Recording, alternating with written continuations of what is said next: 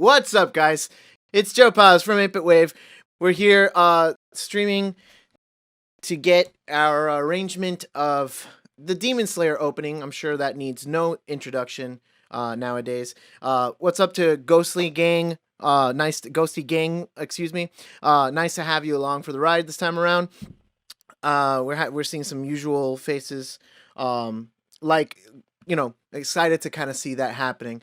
So, we're gonna hop on over here. Nobody read what's on the screen, please.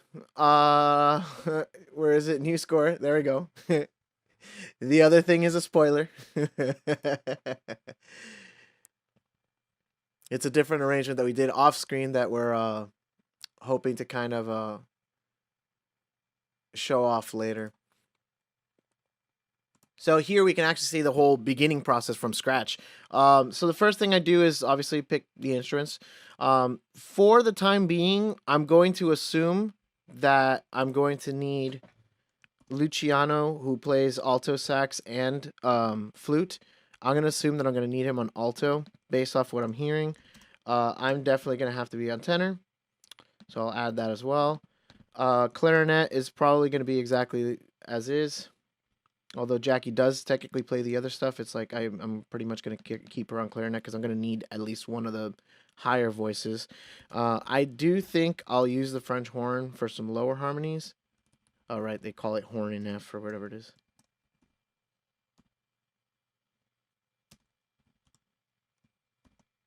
There it is, horn in F. I'll change the order in a second. We need our drums.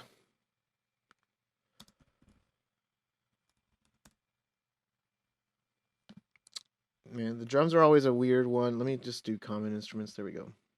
Because the drums, there's like a bunch of different versions of it, and the one that we use, which we actually edit it for our own purposes. Something that me and or is it Drum Set Rock? Yeah, something that me and David, our drummer, kind of like came along to an agreement with.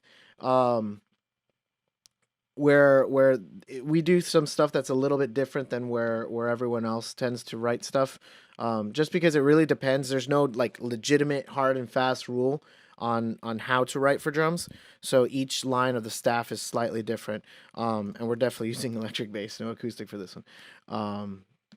Electric bass notation, bam. Right, so drums, bass, piano, because that's kind of your foundation, horn, tenor sax. In this particular case, I put alto sax on top because of the fact that typically, again, Luciano plays flute, so I just know that that's his part, and I kind of assign it more that way than anything else. Cool. Looking at the rest here, we are in 4/4, and we don't have any pickups, do we? 1, 2, 3, 4. Bing, bom, bom. No, we don't have any pickup length, so we don't have to add that there. Tempo text, I never really add a tempo text. What I'll do is just specifically put the metronome marking, and we said that was 135. Oops, not that, 135. And then as far as key is concerned, I did actually go ahead and learn a little bit of it off screen. Very, very minor stuff, so most of it is going to be done in person, but it is in a minor sharp key of E minor. The title, let's come over here. What is this? Kimetsu no Yaiba. I'm going to write Demon Slayer opening. Composer, you know what? I don't actually know the composer. By Lisa. Okay, got it. Lisa it is.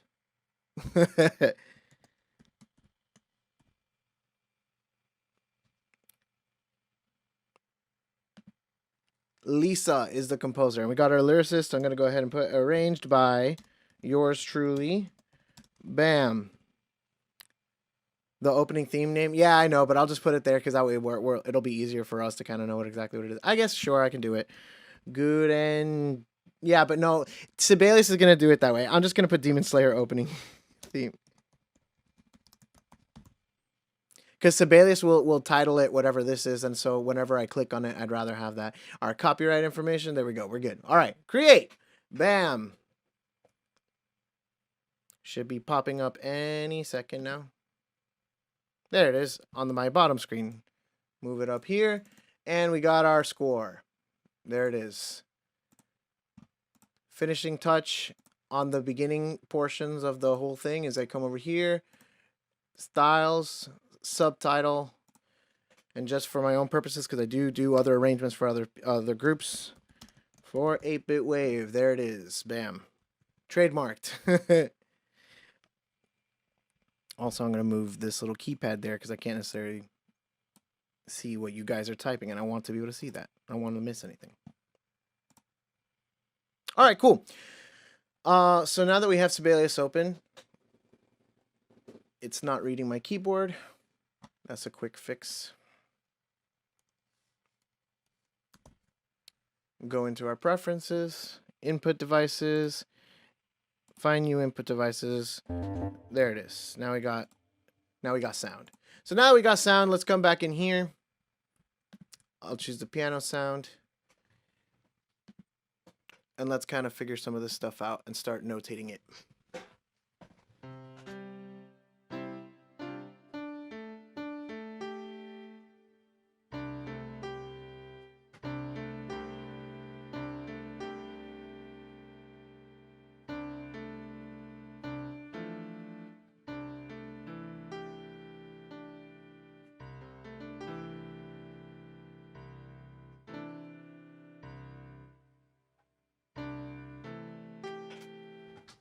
I think that's more or less what it is in the first chord. This is, the right hand is definitely right. Actually, they're playing the D and the G together, so.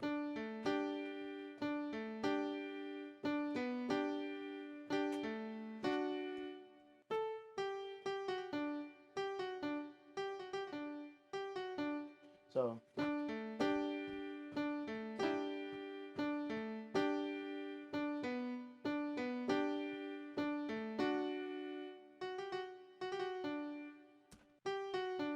Yeah, it is just. So the right hand is down, down, down, down, down,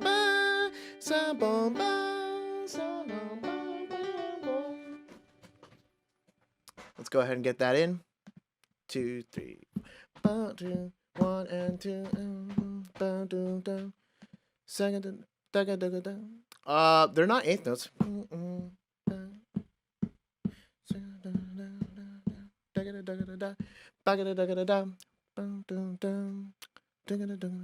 So it sounds like they're dotted eighths, kind of.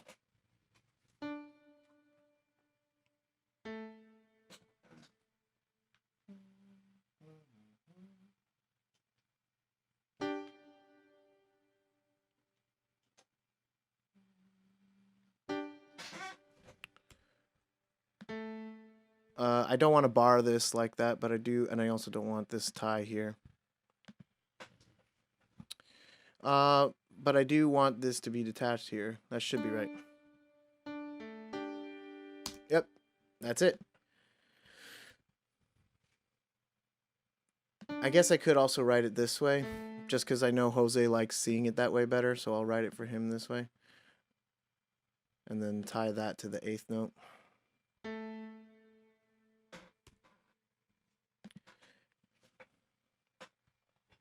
Then that repeats, then we do the same thing, but this turns into a B. Then we do the same thing, but this turns back into an A, and this into an F sharp. Oops, just the G. There it is. Sorry. I saw Google and I was like, is this important? But no, it's not. Okay. Also, I'm going to change my layout. I prefer using the panorama layout. I don't know if I did, sorry, view. I don't know why it's not like the default, I guess, when you're arranging, because it's just like so much easier to keep on going this way. And in fact, let me just go ahead and add this really quick. I always do this just because it's way easier to do it now than it is to add it in later. So boom, there we go.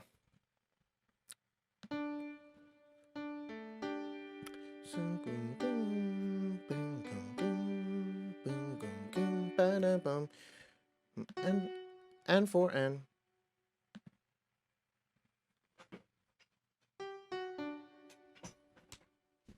And each one of these also has this attached. Well, I guess I'll write it in the left hand. Okay, so let's figure out the left hand here, and then I think that more or less repeats as it goes along. Boom, boom, bam. That's actually the same exact rhythm, so we'll just go ahead and get this rhythm, bring it right down here. What? Command C, Command V. There we go.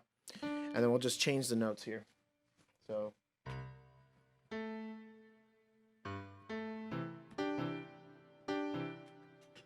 Oh, oops.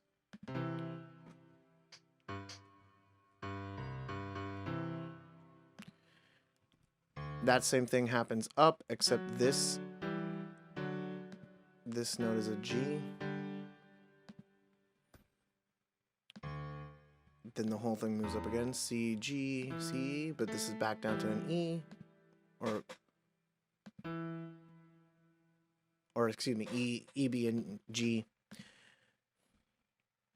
And then boom, do, gum. That's right. So let's listen to the beginning. This is already way less complex than JoJo.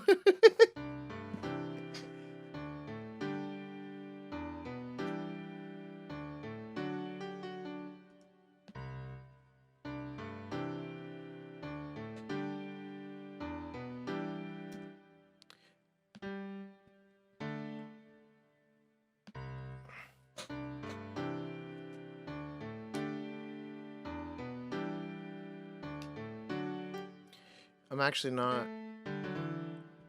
not happy with the way that this sounds, because I know it's not major because it's a sus chord, but I think it's fine. It might just, like, with the vocals and stuff, it'll be fine.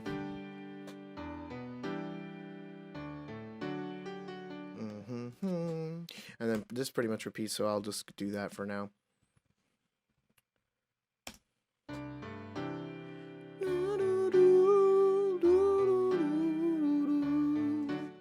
So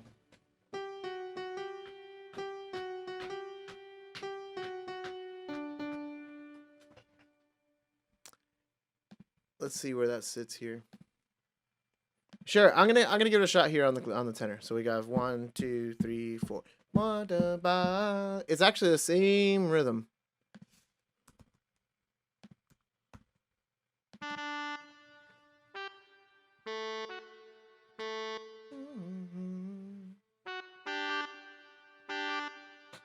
Except this isn't tied. That's the only difference.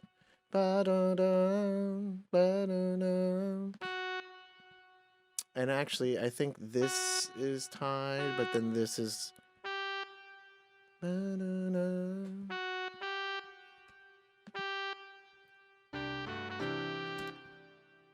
It's more delayed. That's not exactly the right rhythm. I do want to check this, though, to see how high we're at.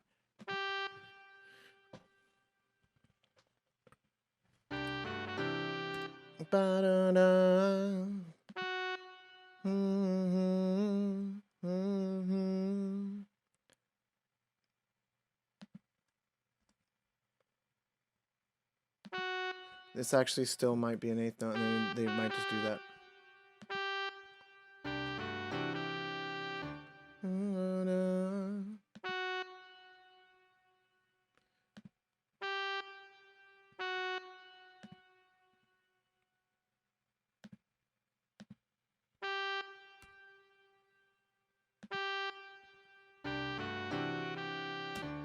That might be too late. Almost like a grace note. I think I'm making too big of a deal about it.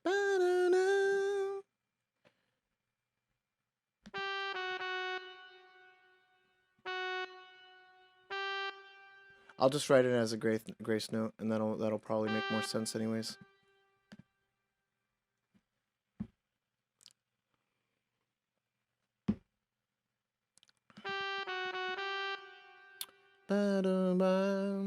Where's my grace notes over here?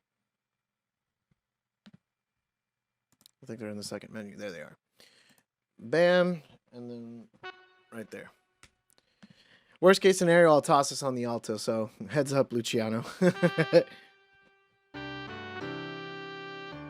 That's closer.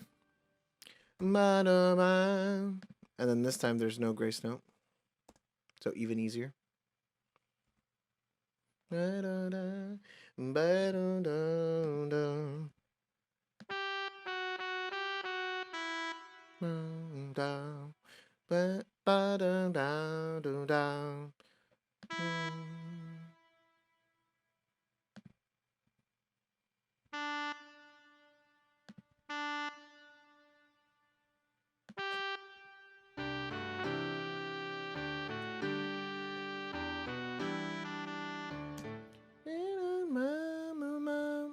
And one. Sorry, so this is actually off by a beat.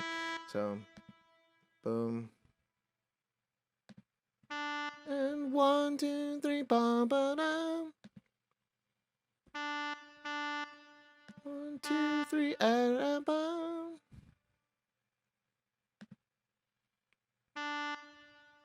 So it's actually still tied over. Ba, da, da.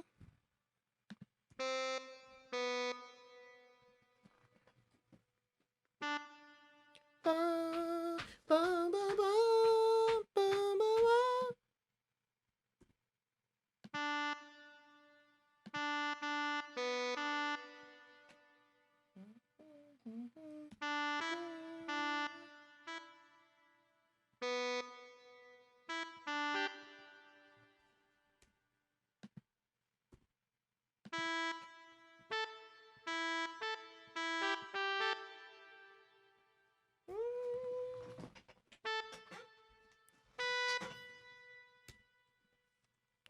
Let's give it a quick listen.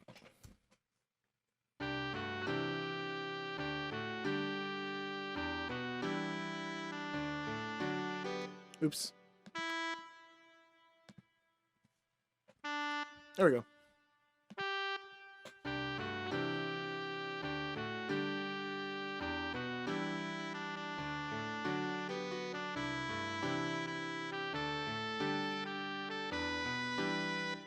Okay. Excuse me. And then we're gonna swap here. This is where we're gonna get all this madness. Yeah,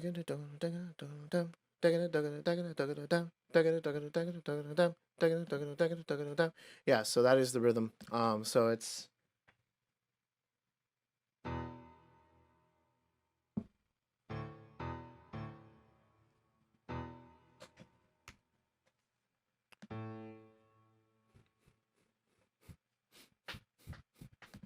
I wonder if that's actually easier to kind of interpret, or if it's easier to see it with the. I think it is easier to see it with the 16ths in this case, just because it's so many of them repetitively. So I'm gonna write it differently. Doodle. That ties over. Both of them tie over. Dee-doo-dee. And actually, let me be smart about it and just do this. No, I'm not gonna be smart about it. I'm gonna be dumb about it if I do it that way. That's the smart thing to do. Except not the barring.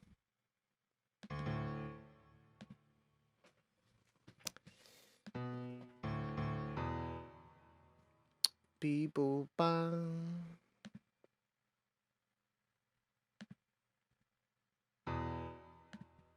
Is it actually easier to read it this way?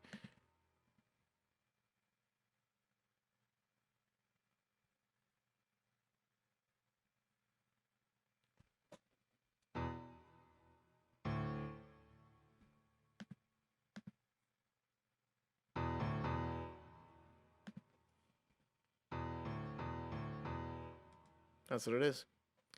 Boom, boom, boom, boom, boom, boom, boom, boom, boom, boom, boom, boom, boom, boom, boom, goom, goom, goom, goom, goom. And this is definitely going in here, so let's just go ahead and toss it in there anyways. Except we only need the bass there.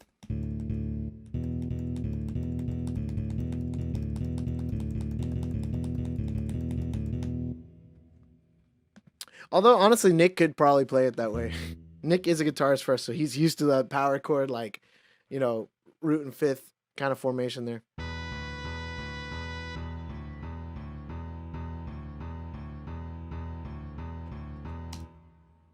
And then we're going to go ahead and double that up in the piano, the right hand.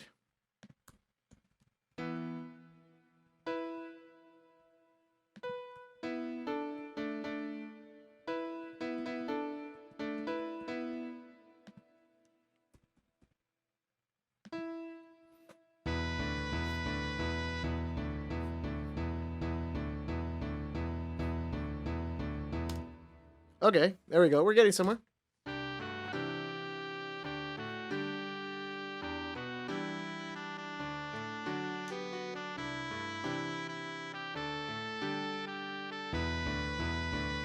Let me confirm that they do the same pattern the second time. So this second time it's...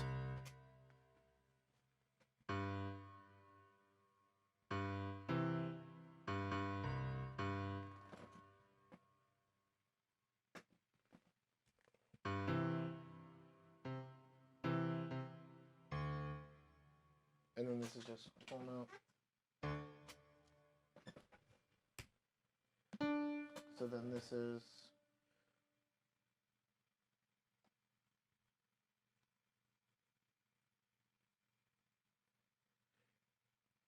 Actually, yeah, they just hold, they just rest until here.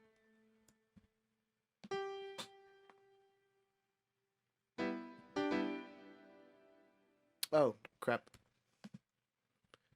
This is that measure, and then this measure is just...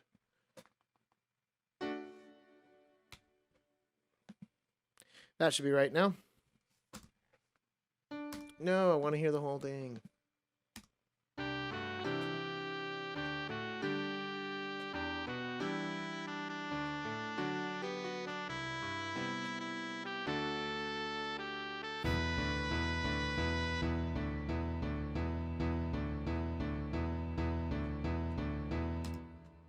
There we go. So we got straight quarter notes in the cymbals, and then we got this doom got doom got doom got doom got kind of thing going off in the bass and the snare. So got got. Sounds like a dotted A16th to me. Got, and then right on two. Got.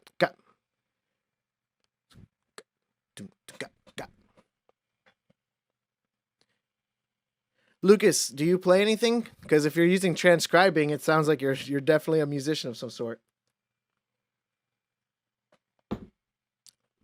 No regular person knows that word. At least not in this sense. Got.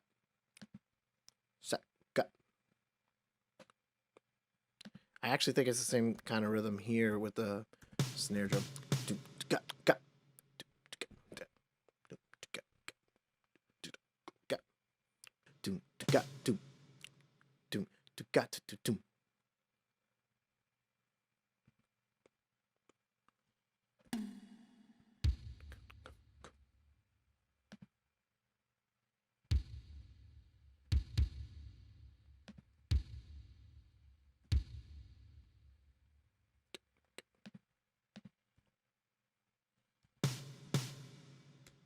I think that's right.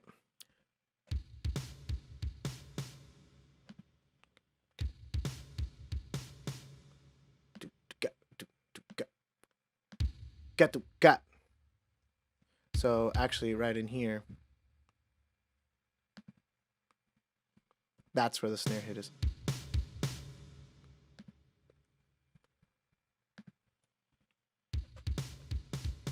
That's it. There we go. I knew it sounded a little weird when I first did it.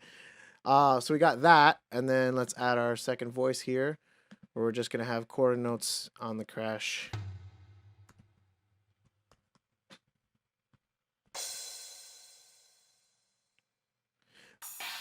Honestly, I'll just write it on the china for him.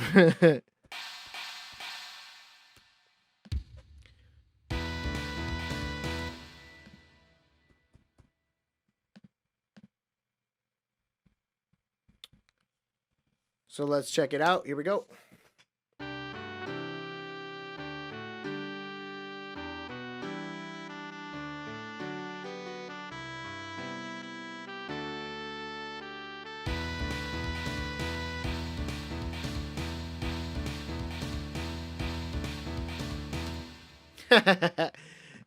Yay, it's starting to come together. I'm telling you already, this is going to be way shorter series than JoJo's, just because of like the nature of the melody and like the chords. It's more pop oriented. So a lot of it is just easier to analyze and to kind of like break down apart.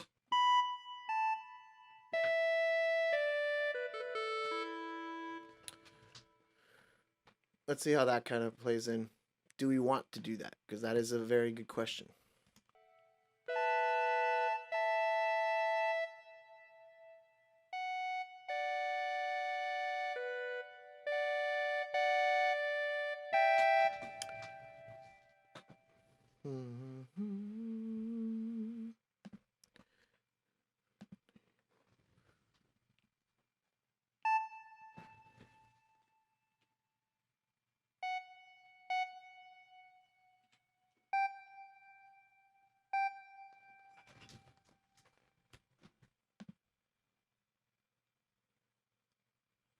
I actually do think this holds out another measure there.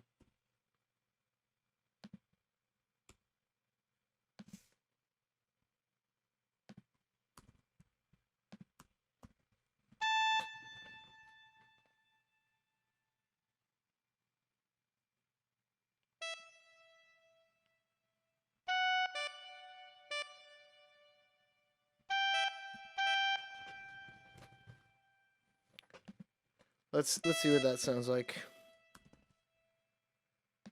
Gonna give it a mezzo piano. I'm gonna give myself kind of a mezzo forte here. It's like not too loud, but it's just kind of chill there. Same thing with the piano, kind of a mezzo forte vibe.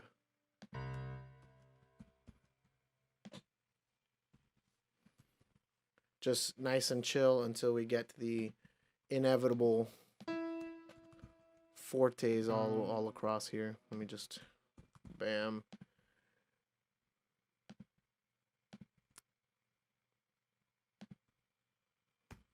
We got that here, and then same thing, bam, all the fortes across.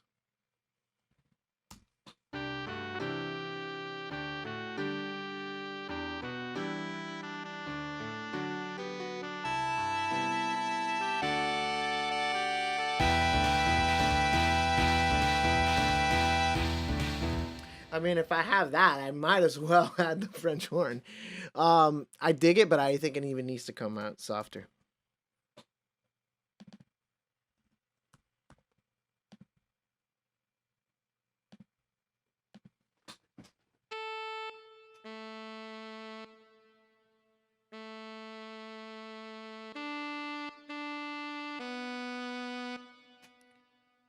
Let's try that.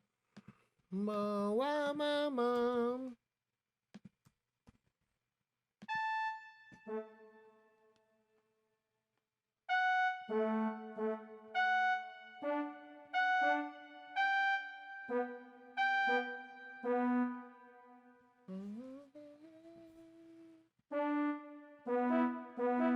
I guess I'll go with that.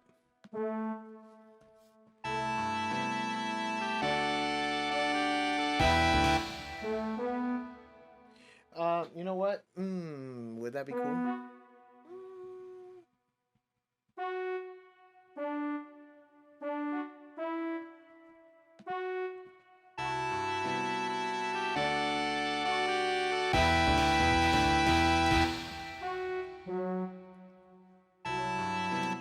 No, it's maybe a little too crunchy. This is that sharp 11 sound that I'm like thinking of, and I'm like, I don't know if I necessarily want to throw that in there or not. It might be a little too crunchy. It is implied in the harmony, but it might be a little too crunchy.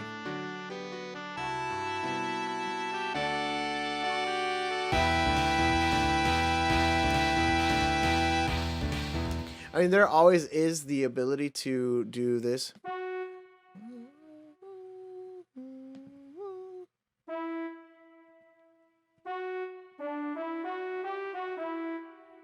Something like that.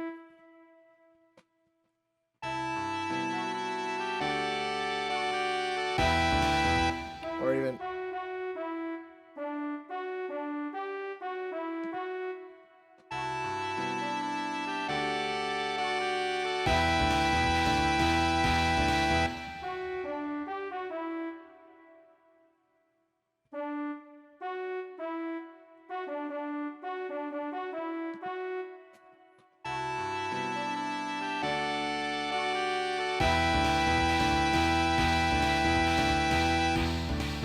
I'm kind of happy with that.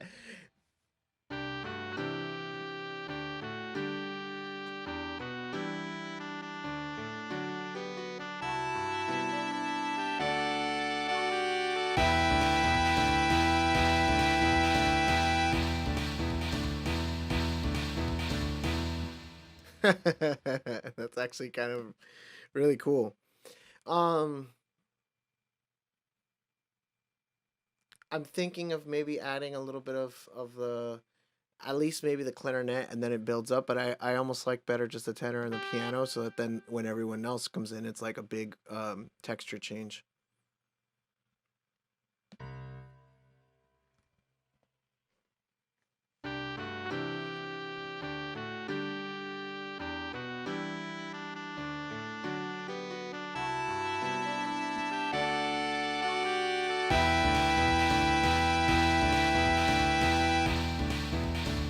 Yeah, I'm happy with that. If anything, I can always come back to it. So I'm gonna move on. Let's keep on plowing through here.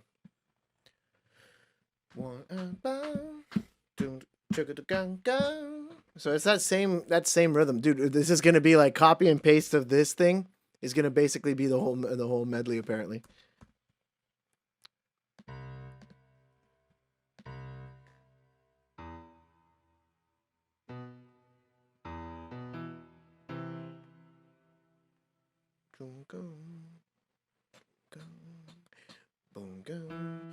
Actually, you know what? Slightly different because I do need to write that in the right hand. So probably it's gonna be more accurate to this.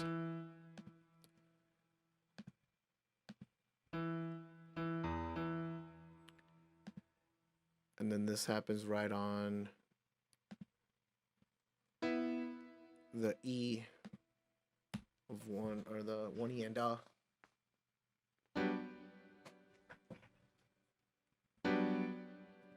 And then same thing, this is tied to why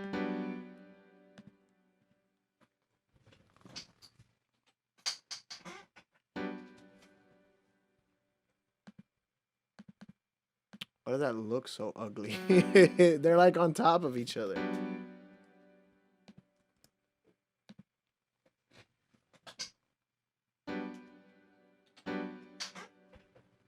It's still like that. Well, I guess I'll fix the spacing later, but... Oh, well, that helps out. It's not actually on that beat.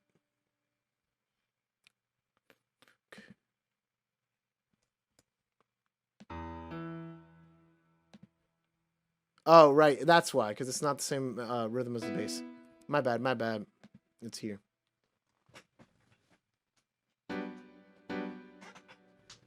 And regardless, that looks nicer. So there we go. Win-win. There it is. D, D. And then we have...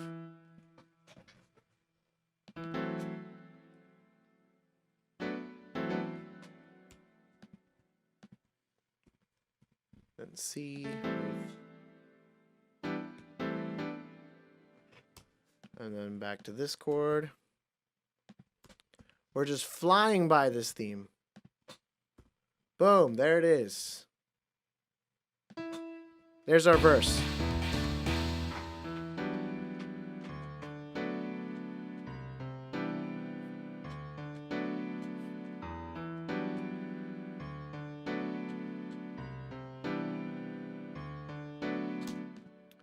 There it is. Let's see what the drums are doing and the bass. So it sounds like it's actually the same bass drum and snare pattern, just with an actual hi-hat pattern over here. So we'll just need to change this top part here. Oh, and actually I'm going to have to change something really quick also. So I was mentioning this earlier. And then I got interrupted by my grandmother again. Sorry about that. Change. I want to change this. So I lied, that's not the right menu. Here it is, instruments. If any of you were ever wondering, this is how you do it. Here's a tutorial part of this. There is a tutorial tag in here just in case. Here you go. If you ever wanted to go ahead and get your drum set or any other instrument and change some of the stuff that it does, you go to edit instrument. I'm going to say yes because I'm going to base it off of drum set rock. It's going to open up this sub menu. You're going to go to edit staff type. And now that we're in edit staff type, it's going to bring up this menu. Here, it's telling you all the different things and all the different sounds and what they do. In our case, the way that Sibelius naturally writes it, this is closed hi-hat, this is open hi-hat, this is also open hi-hat, and this is closed hi-hat. We like hi-hat to be on the F line if you're thinking treble clef, so the top line. So what I do here is move all of these down, and then subsequently you'll see that one of these, probably these last two here, will actually sound like a ride cymbal. Where is it? There it is. Because Sibelius defaults for a ride cymbal to be on the F, but we prefer that to be up here on the G. So again, speaking treble clef. So that's where it is. I'm going to go ahead and do that. I could change the name, but and I guess I will actually, just so I can make sure that I'm choosing the right instrument. So this is edited, drums edited. Okay, boom. There it is. Close. It's going to assign it to all instruments. That's fine. Boom. So now I'm going to come over here, change to drum set edited. There it is. Bam. Is this based more on how David likes reading it? Yes, it's actually, it is, and it's also not. So the actual truth about it is actually, and I'm gonna hide this because I don't want that to be there. So let me just confirm before I do anything. If I come and I move this down to, there's the ride, here's the hi-hat. Perfect.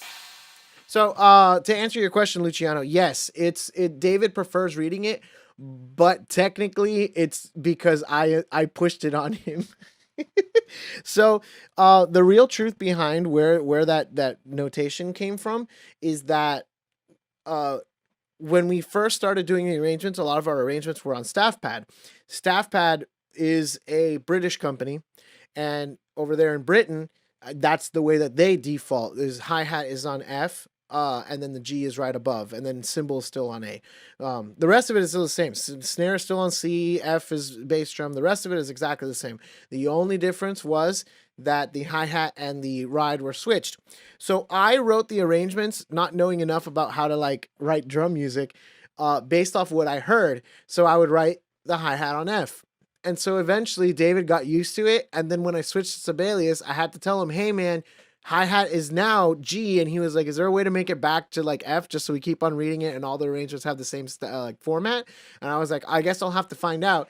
Sure enough, it's very obscure, but it is something that came up in our necessities. So yes, David does now prefer reading it that way, and that is the way that we've been writing it ever since. So every time I have to start a new score, I basically have to rewrite kind of the way that drums are. Yeah. Okay, let's figure out what the hell the hi-hat is doing here. Now that we have our hi-hat assigned correctly. It sounds like it's so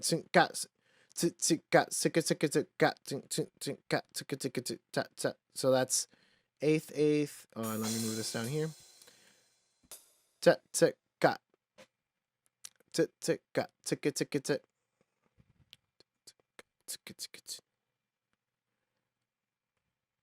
So this essentially is going to tie over. I'll just write another eighth note anyways.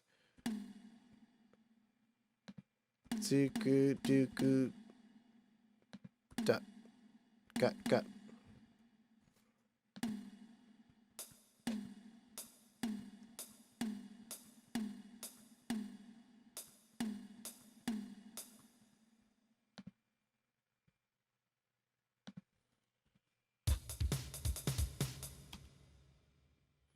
I think some of the older stuff I wrote has it the opposite way. Right, because that's just the way that Sibelius has it as its default, but it really does depend on who you ask.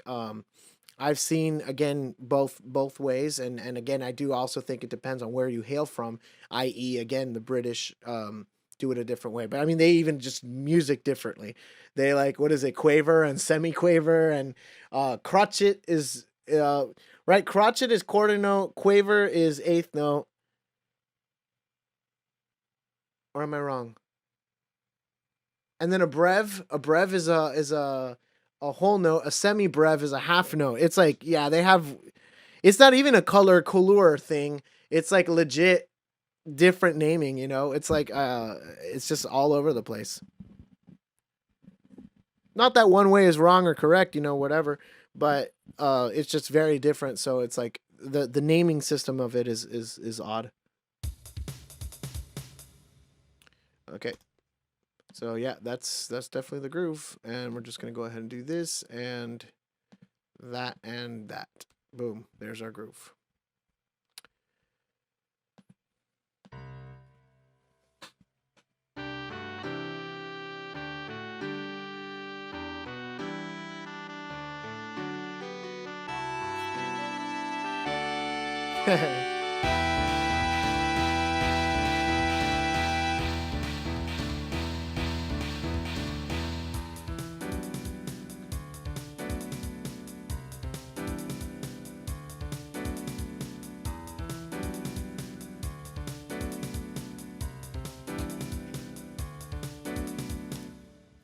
Welcome to America, where we do everything the only right way. Yeah, man. That's why we still use what is it? It's not, we don't use the metric system. What do we use? What's the opposite of the metric system? Because the metric system is the centimeters and kilometers and all that jazz. What does America use? Is it just American feet? The English system? Wait, it's called the English system? Yeah, that sounds so ironic. Are you kidding me? That is the most like poorly named system then. Why is it the English system? Did England even ever use it?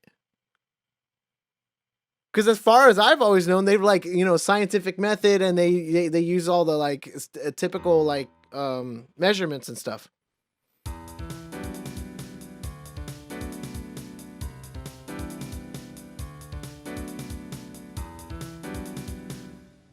That's interesting. He's just doing eighth notes. Easy. Easy. Dude, they can't even make it easier. We're going to fly through this theme.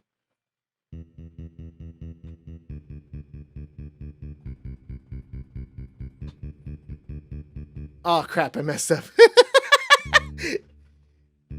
There it is.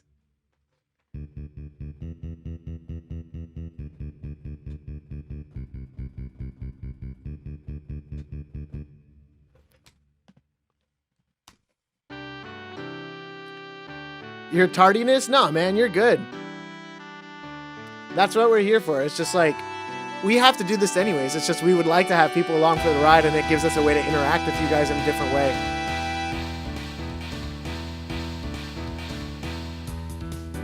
We're happy to have you.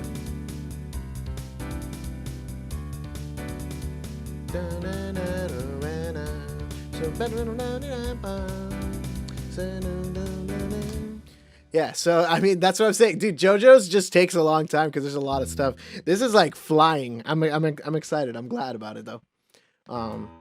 Let's write in a mezzo forte here, and same thing. I want the drums to kind of be like chilling, big chilling.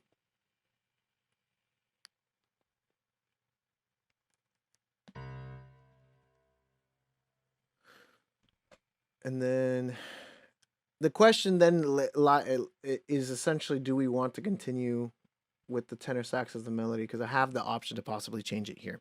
Also, for the record, Frogbox, I appreciate last time that you just like kind of jumped in for like a second, said hi, and then like dipped, went to work. I hope work went well. But that's actually like such a simple gesture, but really means a lot that you were like, hey, let me go ahead and say hello to these guys before I head out.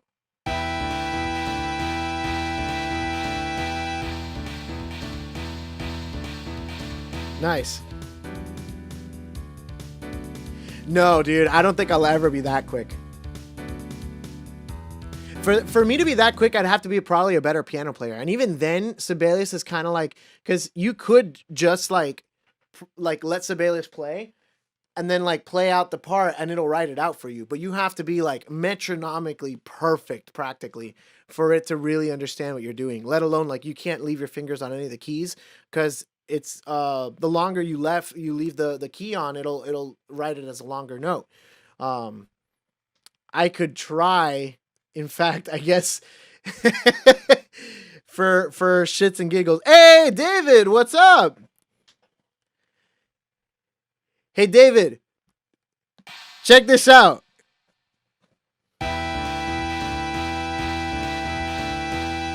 You got China.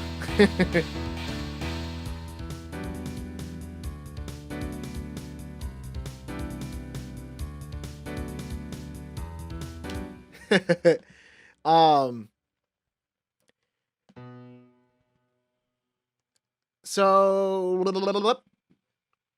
yes, we didn't lose China. China. Anyways. So yeah, there it is, China. I was actually explaining earlier before you got here to Luciano the reason why we actually have our hi-hat as F and our ride as G instead of the default for Sibelius and stuff. Frogbox, I don't know if I asked this last time. Do you play something? Because Chocobo said he did, and like I said, we tend to attract other musicians that kind of enjoy this thing. So I'm curious if you fall under that category.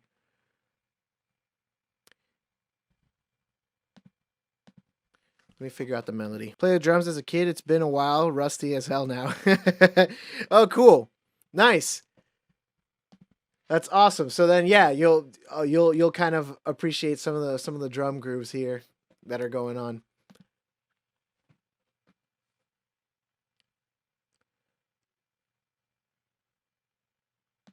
And then if it wasn't evident, David is our drummer. He's in the chat now. Glad that he could join us. So I'm gonna try to do the feature I just spoke of. I'm gonna try to see if I can play well enough that I can just play the melody and see if it'll write it out for me. Okay, so let's give it a shot. Where is it over here? So we go to play, record. All right, I'm giving my best shot here. No, do it one more time. One more time. Sorry, Sibelius, I wasn't ready.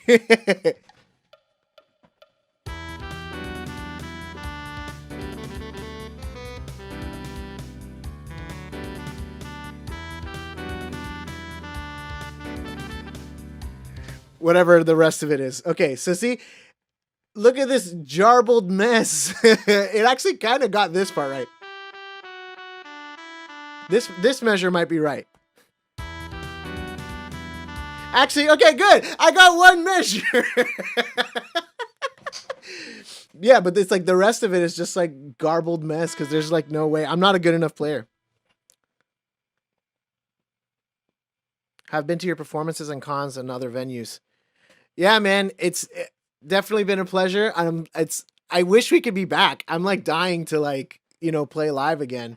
Yeah, everyone is. We haven't even like been able to like legitimately rehearse or anything. So it's like most of the time, we'll like just come in and record, and that's like the only time that people see it. So it's like I get to see everyone because I run the sessions in this room clearly. So I pretty much get to see everyone, but like Luciano hasn't seen David and vice versa in forever, and it's like it's weird because we all are very like close. You're trying for a new gig?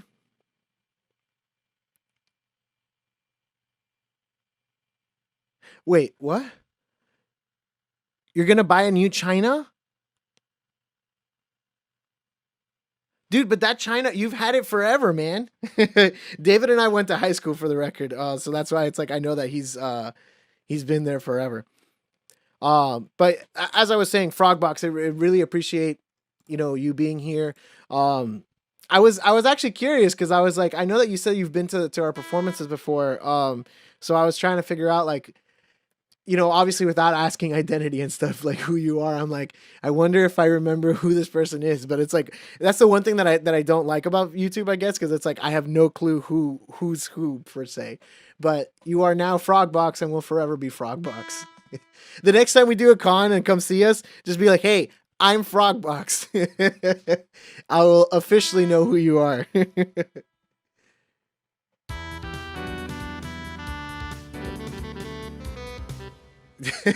My fail. But the rhythm might actually not be that far off.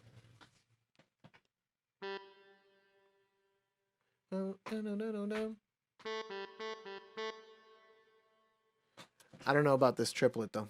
This is not probably a triplet.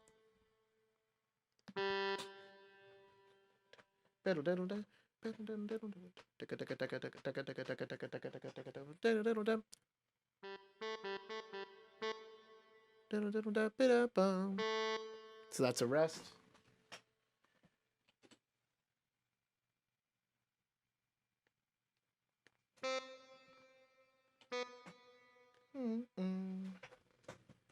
That might be right. I just need to get rid of this rhythm though, so I don't get confused.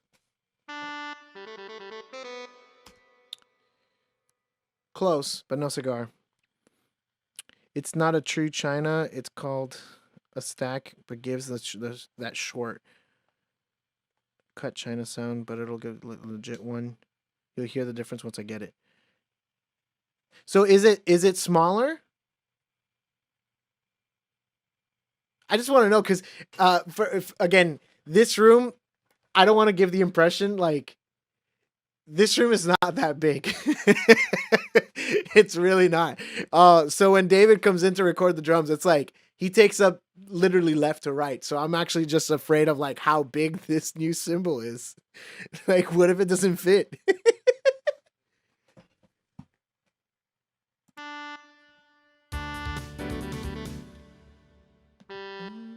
I don't think I'm far off, but I'm not right. This is right.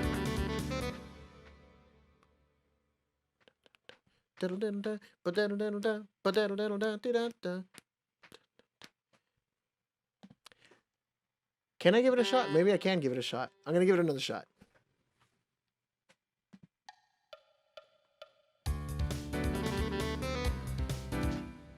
It is actually writing triplets. Am I wrong that it's not triplets? I don't feel like it is triplets though.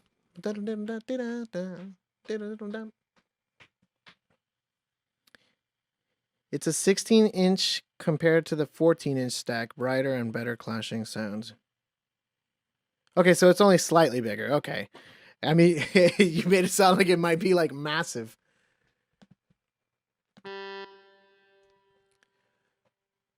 Two, three, one, two. Oh, I know what's happening. This isn't. This needs to be an extra beat here, and then it's.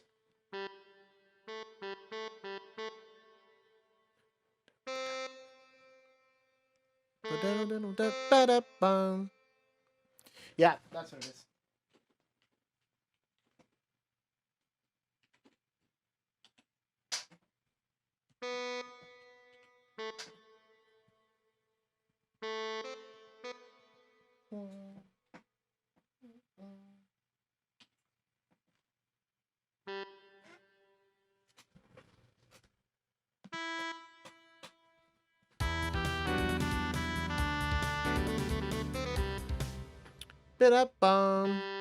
So this has to happen over here. That sounds about right to me though. Half studio room. Hectic LOL boss is off for 4 days, so I'm pretty much taking the reins until Monday.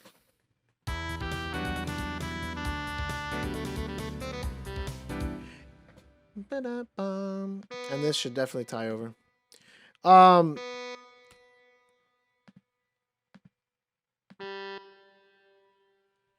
Have we all seen? No, Luciano, you haven't seen Demon Slayer.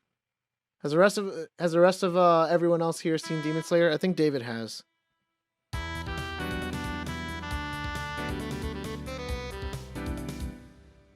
don't want it to be that long though.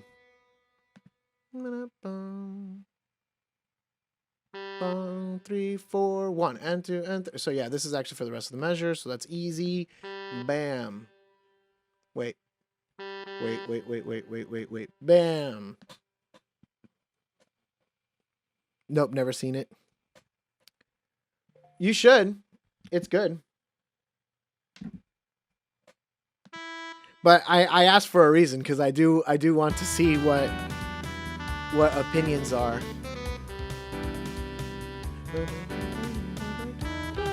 This is also right. One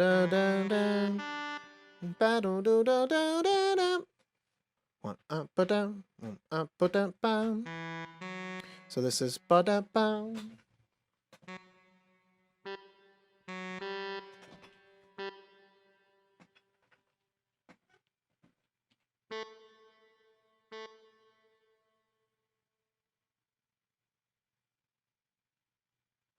Actually, I think it's tied to an eighth note. Let me actually get rid of this triplet.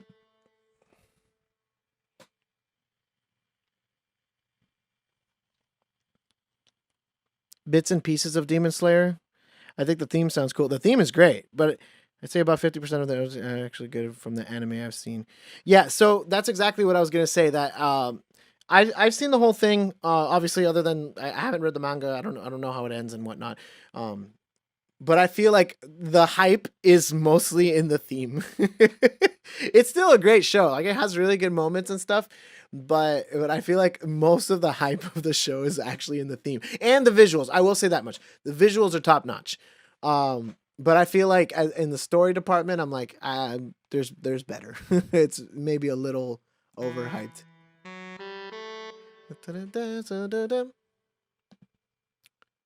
So let's still be.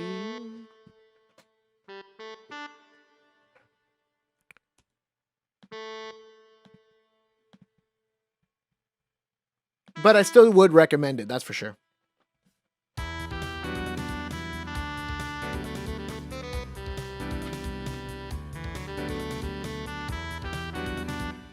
And so this is actually the same rhythm here.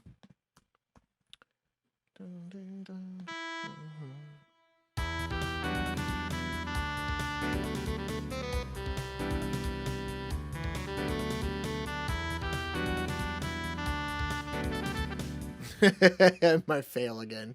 So actually same thing, same rhythm. So we'll just copy and paste that here. That's what I'm saying, dude. This is gonna go so much faster than JoJo's.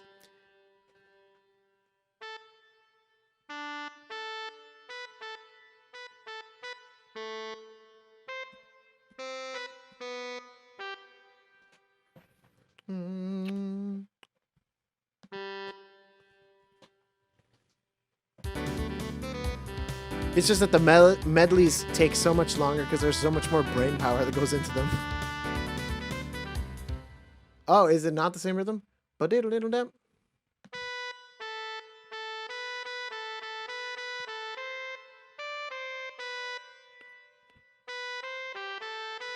Oh no, I did it right. It's the right rhythm. I just played it wrong.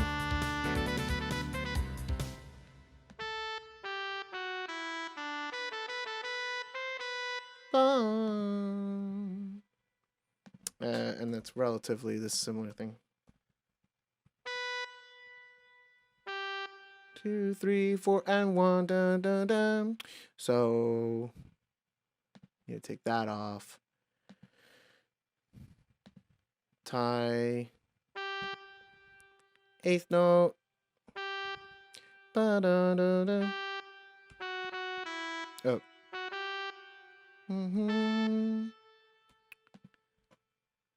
Is that short note? I don't know what that is. And that also might actually end up being that same rhythm from the beginning. And this same thing. So let me give this a quick listen. I'm going to see if I want to add any harmonies or anything. I already started adding some harmonies in the beginning that don't exist typically.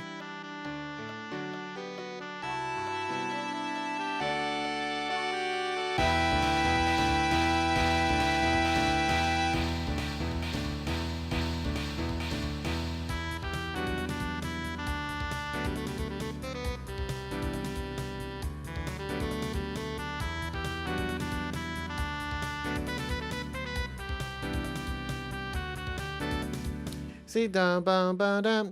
This is different rhythm. Dum dum dum dum. Sugar dum dum dum dum. Dum dum.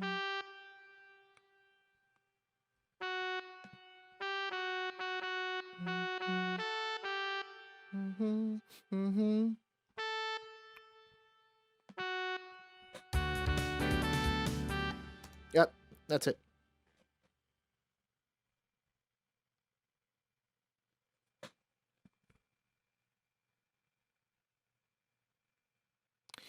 There is that actual harmony that's going on with the melody there. I'll just give that to Jackie.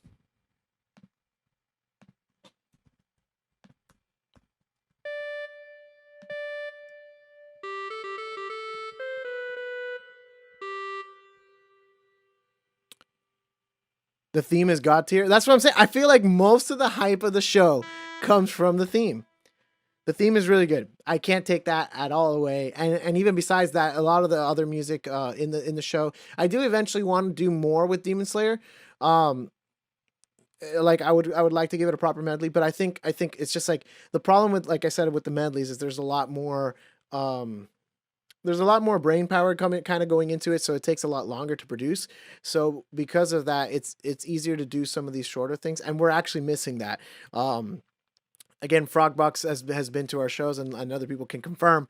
It's like our video game songs are much shorter because the anime songs, the way we had done it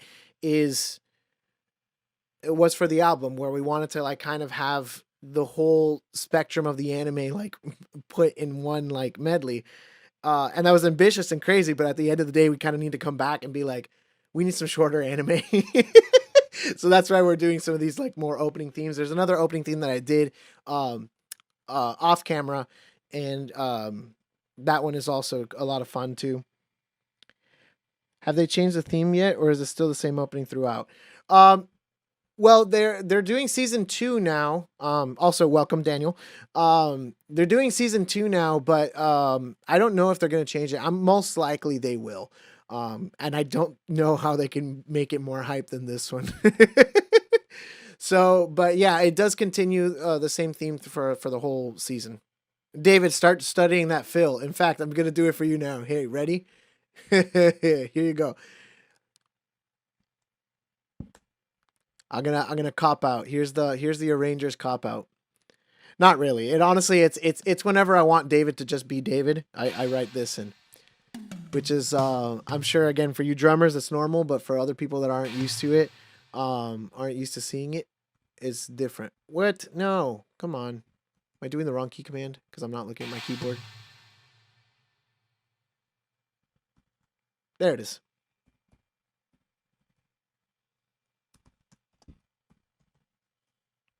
Bam, there you go. Trademarked. There you go, David.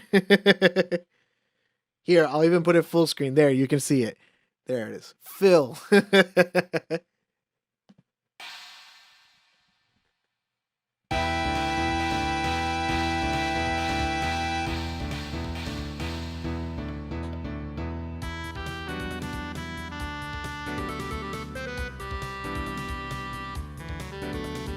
That actually worked kind of nicely with that. Although I could also put it in the alto sax, because that's actually really annoying on clarinet. That register is just like the worst part of the clarinet. So actually, I will toss it in the alto sax.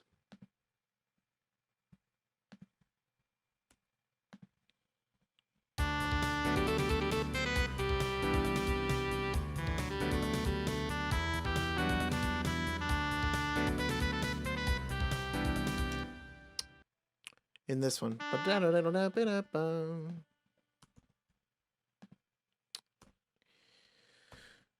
Which I guess if I did the first harmony on the alto, I should keep the next harmony on the alto also.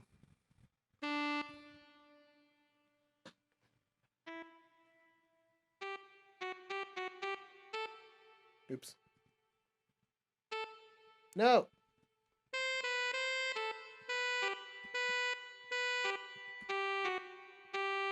Oops.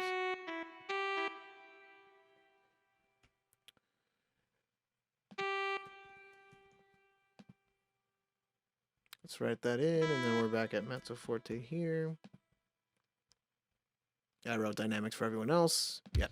See, it's like I'm able to like legitimately think about dynamics and all those things just because of that. Because of the fact that this is so much of an easier kind of melody and all the BS. You hate E minor? Wait, why do you hate E minor? You don't love what is it, Patrick's Solitude in E minor?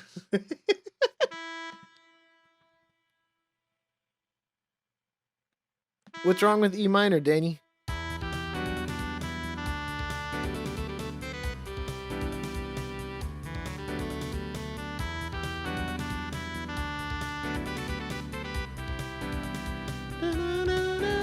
Yeah, and I need to check that. Okay, so yeah, there is no harmony for the rest of it, so I'll just do this.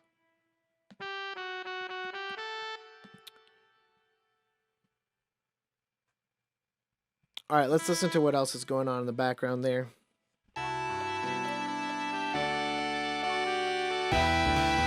Jackie does have an E-flat clarinet, but the E-flat clarinet is much... Oh, wait, you mean the E-flat, the key.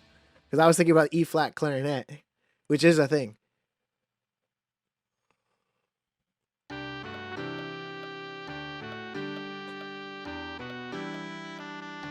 It might actually be easier in E-flat.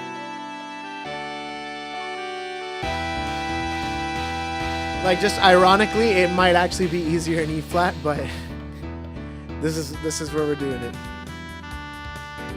I rarely actually change the keys of, like, where the original is in.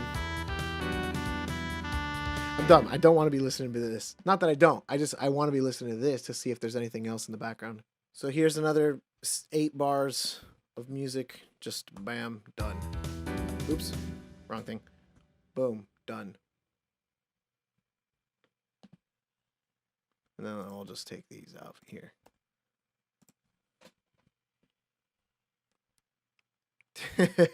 And then you wonder why it's like freaking drum parts and stuff always have a bunch of rests and whatnot. It's just because like their part is 90% copy and paste.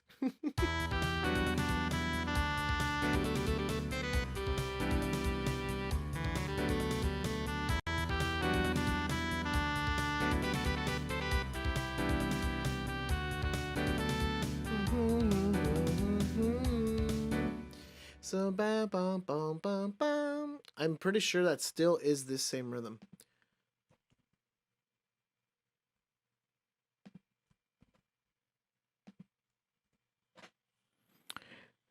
Had to find the theme on YouTube and listen to myself because I couldn't hear that line through the playback on the stream.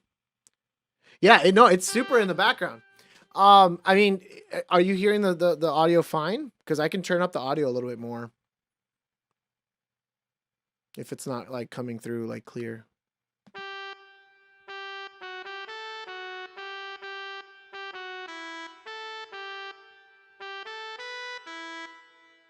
Oh crap, that's not the measure that I wanted to edit.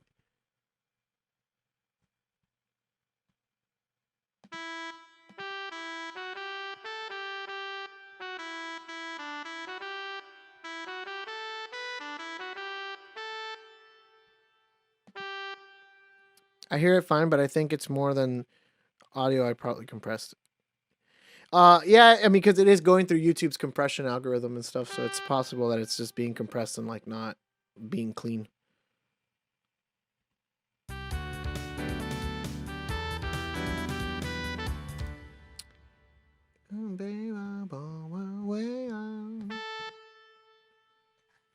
How long would you say it took you to make these arrangements back when you first started 8-Bit Wave versus now? Granted, you probably didn't have the same equipment and stuff like that. Actually, you're 100% right. Because of the equipment, I definitely think it took me a lot longer. But I actually will say I was doing it much faster back then than I am now. The only reason is though, I went back, and in fact, I guess spoiler alert. Coming soon, we're gonna we redid. We're still in the process of redoing, I guess, because not everyone has finished recording. But we redid Chrono Trigger, and as we were gonna do it, because this is the 35th year anniversary this year for Chrono Trigger. So Chrono Trigger is gonna be coming out sometime this year. I don't think we're doing it for October. It'll probably be maybe November. But yeah, 25 year, excuse me. Thanks for the correction, Luciano. So 25-year anniversary for Chrono Trigger. So we wanted to do something for Chrono Trigger since we have that.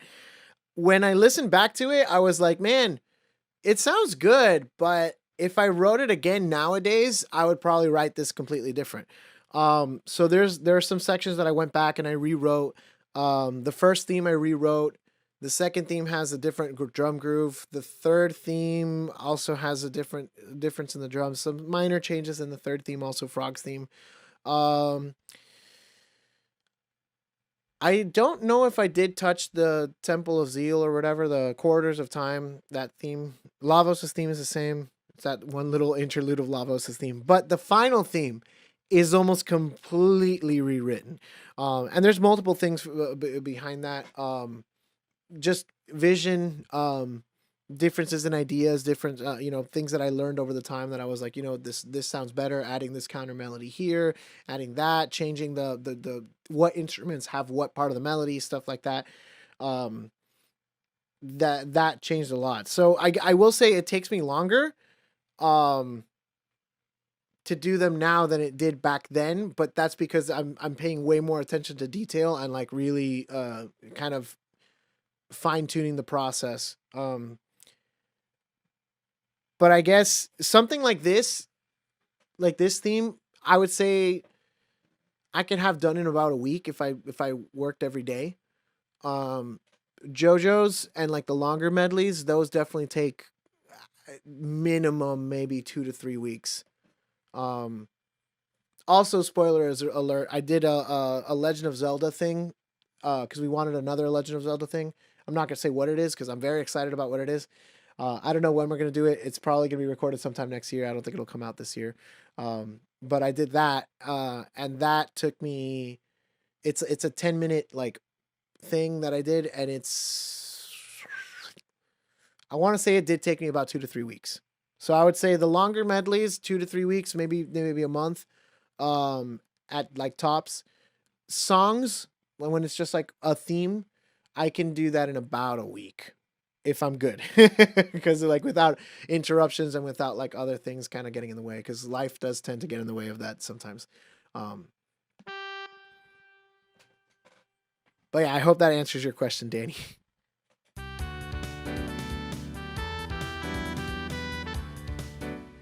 I will do the same rhythm. I don't know if this is actually 100% right, but I just think that she's also like stretching it a little bit.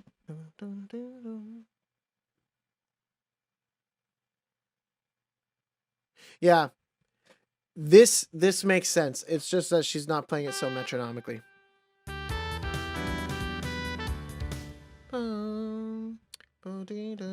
How long does she hold that for? And then this repeats.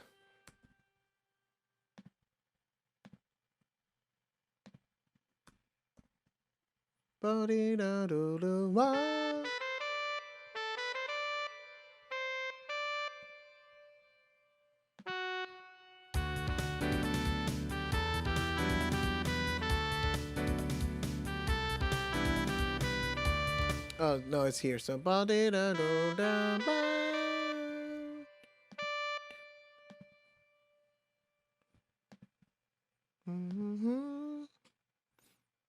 actually think they'd probably do that.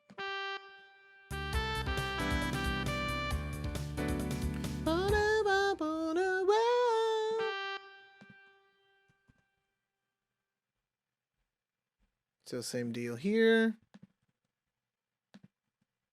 I also was using a different program back in the day, which was actually harder than Sibelius. At the time, it was easier because I didn't have the keyboard. But the program that I was using is called StaffPad, and it's essentially supposed to mimic pen and paper. So I had to manually write in a lot of the notes and the rhythms and stuff. But it made some things easier, like slurs and stuff. Those are easier to do in Sibelius or in StaffPad because all I had to do was just draw like the thing. Versus here, I have to like grab it and like put it or like kind of select these and go here. Like I can't necessarily do it fluidly. It's a separate step that I have to go back and do. Versus on StaffPad, when you write the 16th notes, you can just slur it and then it's already renders all of it together. So some things have gotten better and faster. My ear has definitely gotten better, that's for sure. Over the years, like I just hear things more accurately, more clearly. I mean, it's a skill like any other skill. The more you do it, the more you practice, the more you get used to it. So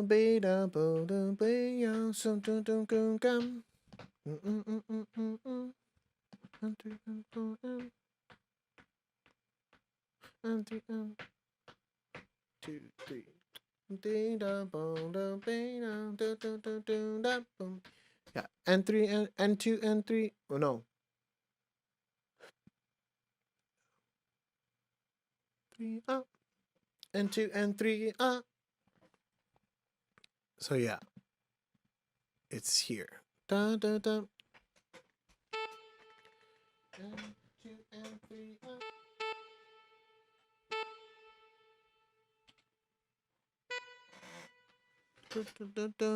I think that's right. Let's double check it.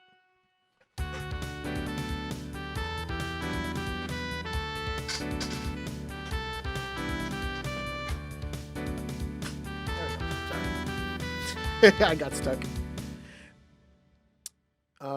That needs to not be mezzo piano. We do need to actually have that be heard because that's that call and response.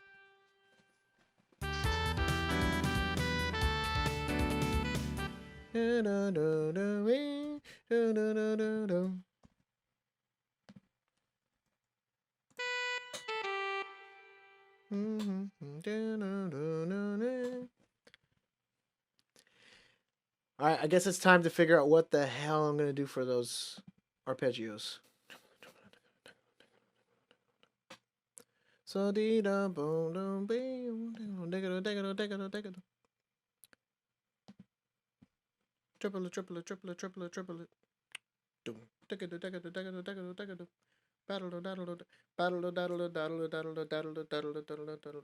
I think it is 16th note triplets. No, 16th note triplets to be too quick. A 2E and a 3 and a 4 and a 1.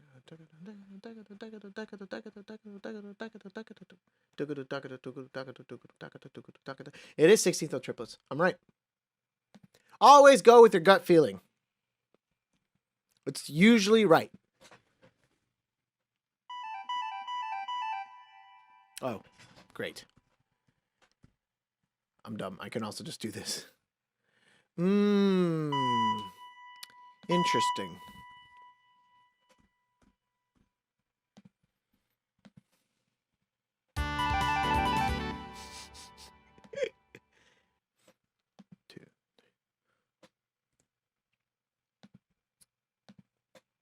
So, like I said, like I always say, never trust your gut.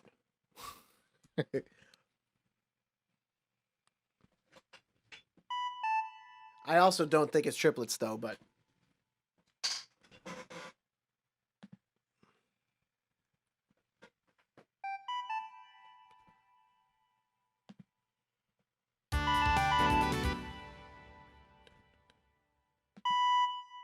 I guess I can try putting it right on the downbeat, but I don't know if it actually is there. Holy crap, what the hell was that? Never mind, I'm never doing that again.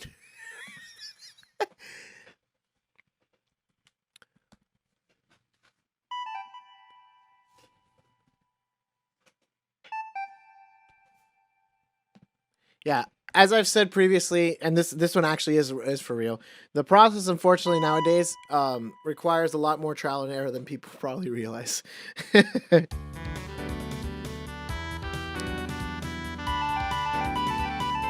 It's closer, but that's what I'm saying. It's not necessarily triplets.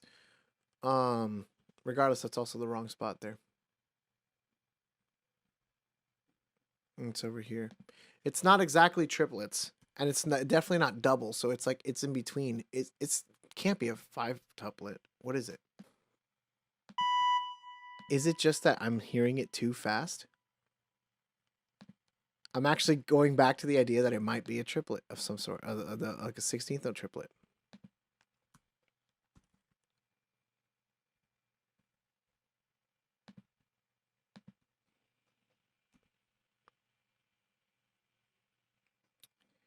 No, I thought about that too, but it just doesn't sound like 1E and a 2E and a it definitely is, which gives it that triplet feel.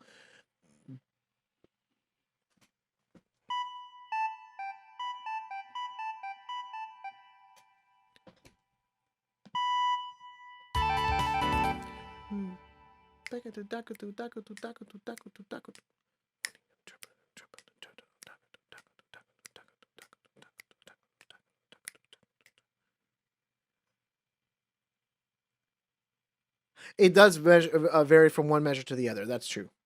That much is correct. Let me listen to it.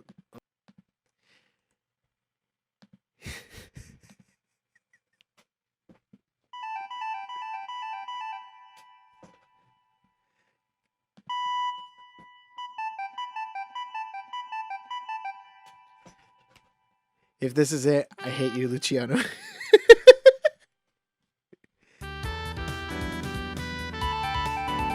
Fuck!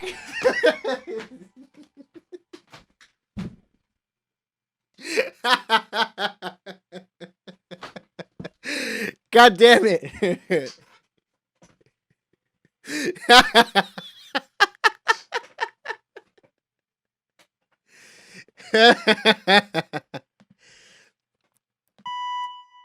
Never trust yourself ever. Always trust your friends.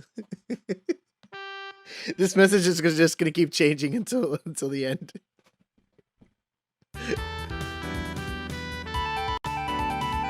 Now, regardless, that doesn't change the fact that this is actually very difficult to play on clarinet. I think Jackie could do it. But it might be worth. I'd have to ask her later. Unfortunately, she's at work. This might be easier to actually. In fact, I'm just gonna do it right now. Add or remove. So this is something that does happen occasionally. Is we'll have the clarinet in A because the keys on clarinet are just atrocious sometimes. And it just doesn't make sense to write it for her that way. She's just literally going to be working harder, not smarter.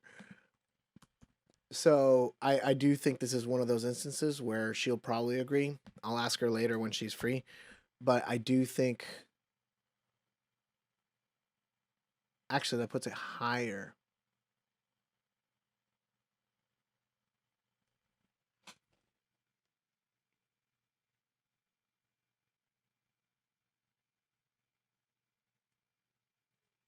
Actually, no. Yeah, the C sharp might actually be easier than the D. I'll ask her. I'll let her know which one. I'll see which one she actually prefers. Because there might be some sort of alternate fingering that I'm not aware of. So actually, for now, I'm gonna Command Z that. I'm gonna take that off, and I will leave it on just the B flat for the time being. The E flat clarinet would be. I guess I don't need it if you're in that register. I might not need her at all in the lower register since you're there with me. That's not a bad idea at all, actually.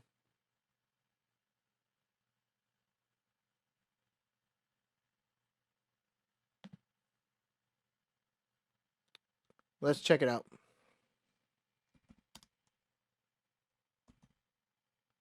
Are you going to do that? Oh, no, because it's not in common instruments.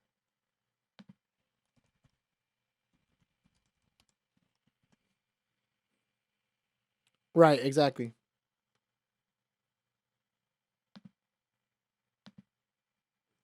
Let's move it down here. What would this look like on the E flat? Which is cool because so far she doesn't have a lot of things that are actually on the E flat. There's maybe 3-4 arrangements max. The key is absolutely worse, obviously, but the range is much better.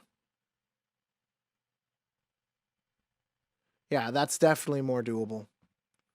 So yeah, worst case scenario, I can have her change afterwards. So I will actually probably have her do that. And in fact, I can actually do the rest of the whole figure that I wanted to do. So I might actually do that. At the very minimum, I'm definitely doing the E flat in the beginning. I think that's actually a great idea, Luciano. I was trying to avoid it, but I think it does make more sense. So I'm gonna add or remove. Let's remove the B flat clarinet. These are things that sometimes does have to happen, is like going back and like, okay, well, I thought I was going to have things in a certain order, but now I'm not going to. So it shouldn't change anything. Let me make sure that it's all right, but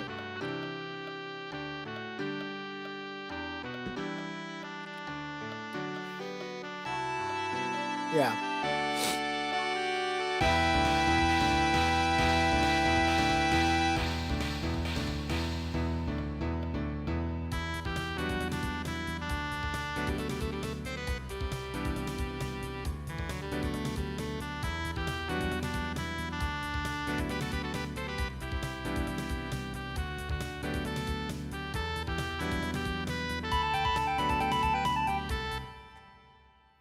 And then so we'll just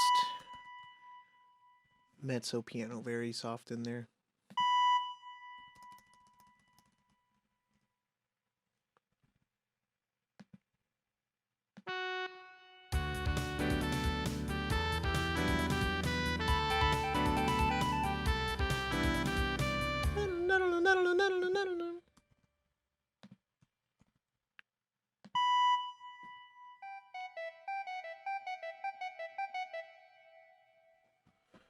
There is something in between here, but I'll figure that out. I know that these two end here.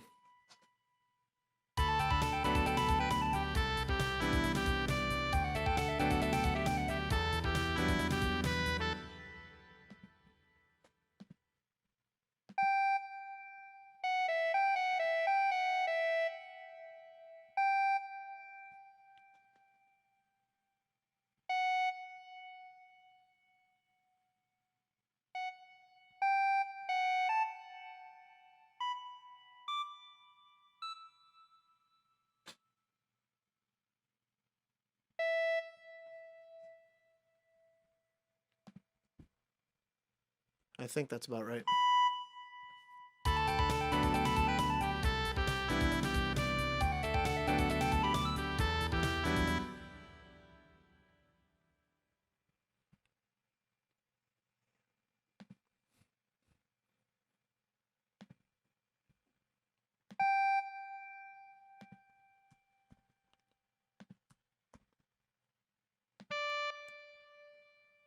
Oops, not what I wanted to do. I wanted to get rid of this.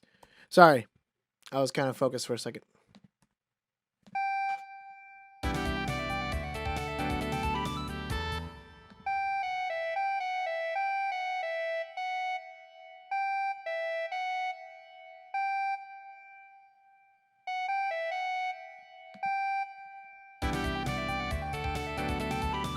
Ooh, that's fucking cool. Sorry for the F-bombs today. I take no prisoners. That's actually cool. I'm going to have her do that. I didn't mean for it to be that way, but that sounds cool.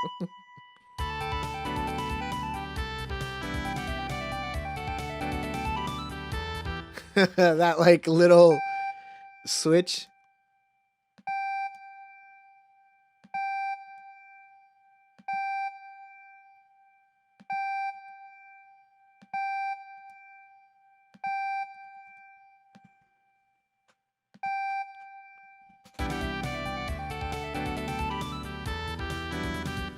That's so groovy.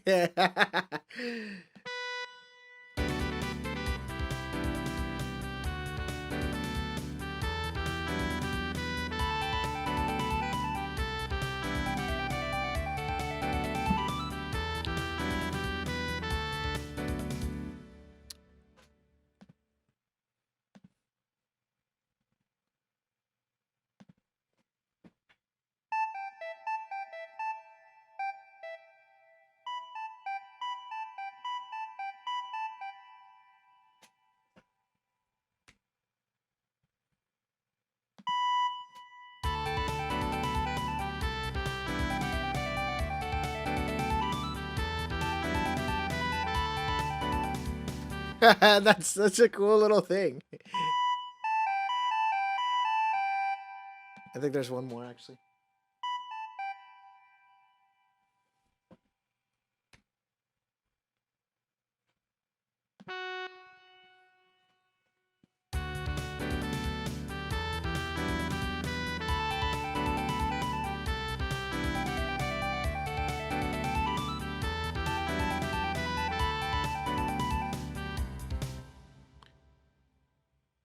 All right, let's confirm. So I'll have her do it.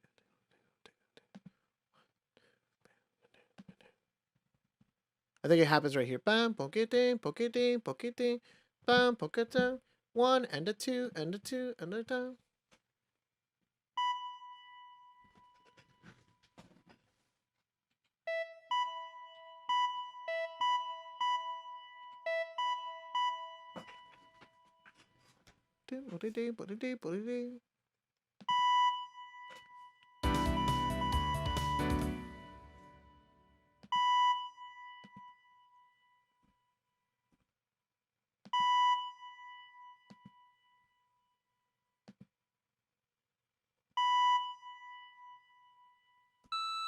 No.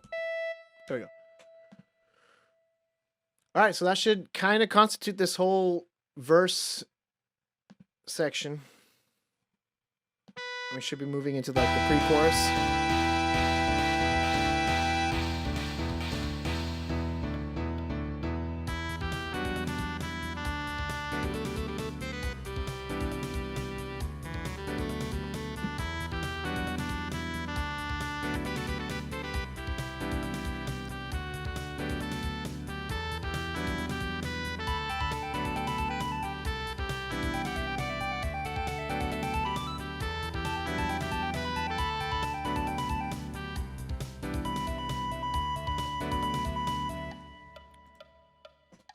Yeah, that's actually kind of cool. So apparently, no, I need more of the melody and the harmony and stuff or whatever.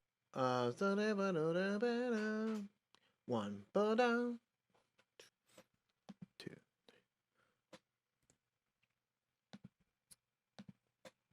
So, like I said, like I always say, never trust your gut.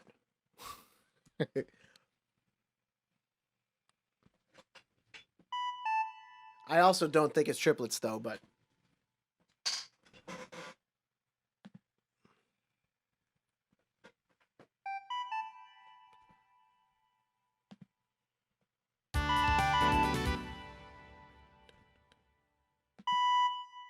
I guess I can try putting it right on the downbeat, but I don't know if it actually is there. Holy crap, what the hell was that? Never mind, I'm never doing that again.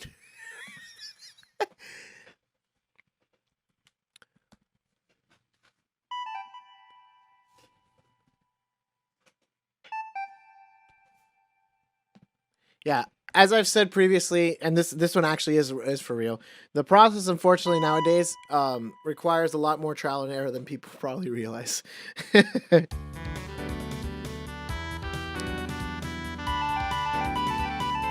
It's closer, but that's what I'm saying. It's not necessarily triplets. Regardless, that's also the wrong spot there. It's over here. It's not exactly triplets. And it's definitely not double, so it's like it's in between. It's can't be a 5-tuplet. What is it?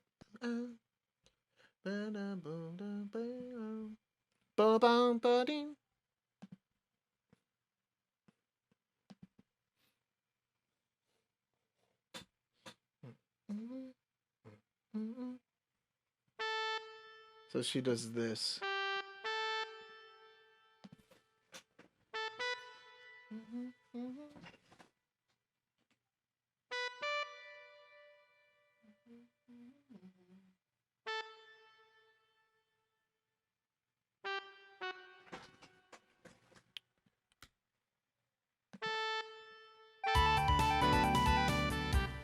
Ba ba ba.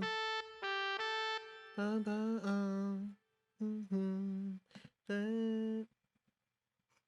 Come on, Sibelius. There we go. Bye bye. Actually, how long is that? 4.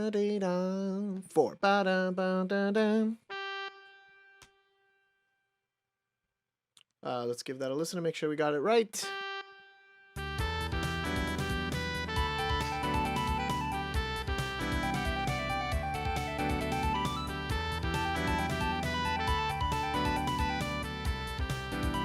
That's right. And then we got the harmony that we'll need to get it in a second. And then I also want to make this actually softer. It's really cool, but it's I can't have it be like that in the foreground. I'll just go ahead and do this. Bam. Get rid of this. Give you a quarter note. And then...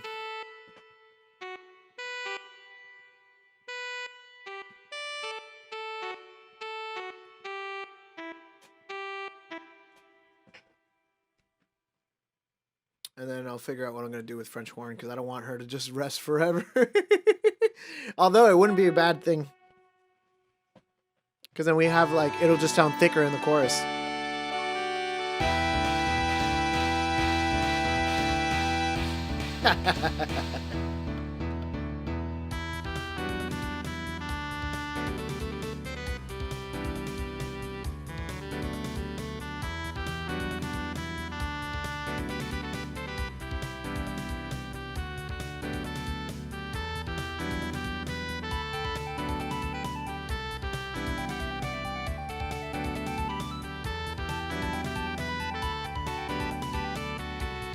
Yeah.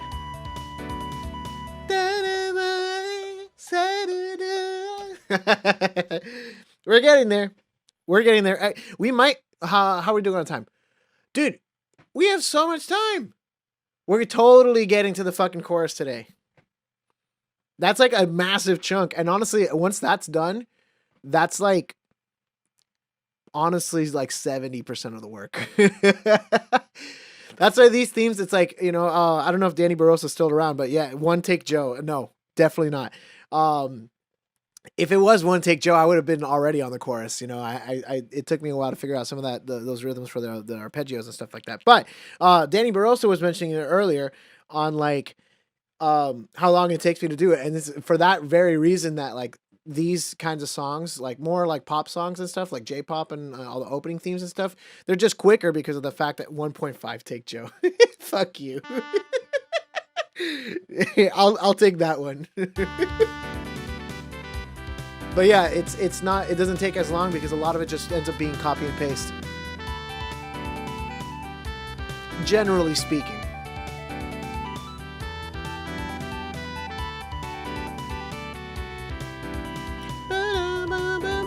I'm pretty sure that's right. And I do think there is a harmony there.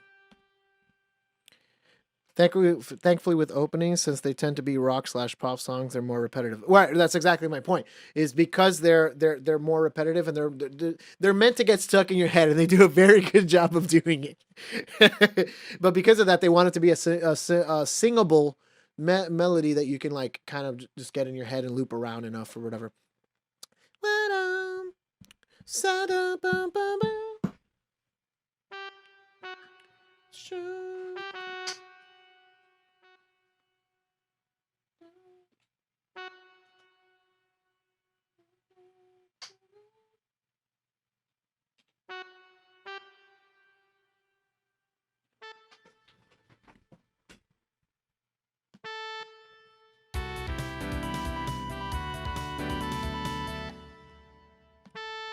Actually, I think it's a quarter note because they do that. Let me check if there's a harmony.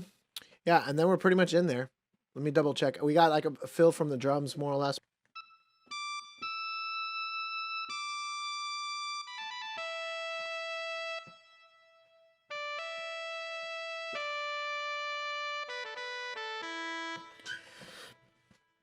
So that's definitely going on the clarinet.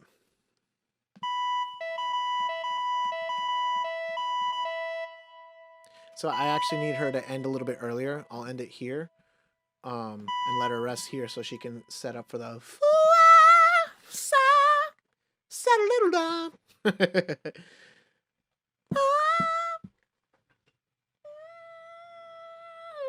There, it's a whole note. It just has that grace note.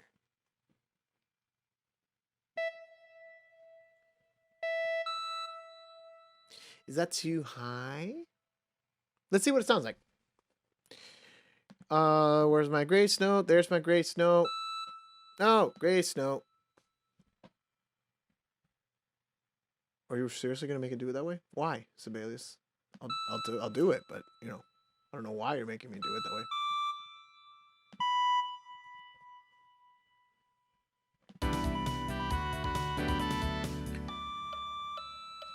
What? No, don't do that. Who told you to do that? What the hell was that rhythm? Oh, I think it's just, yeah, there we go. My bad. What? It went to the beginning? Oops.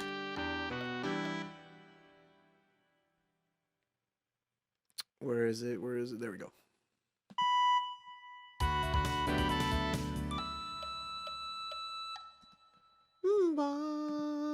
For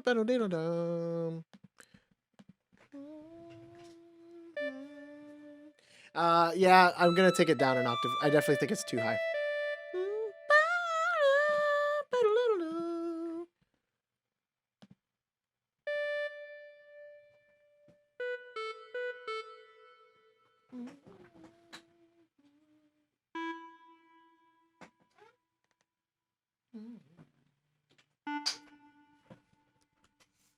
And then this repeats.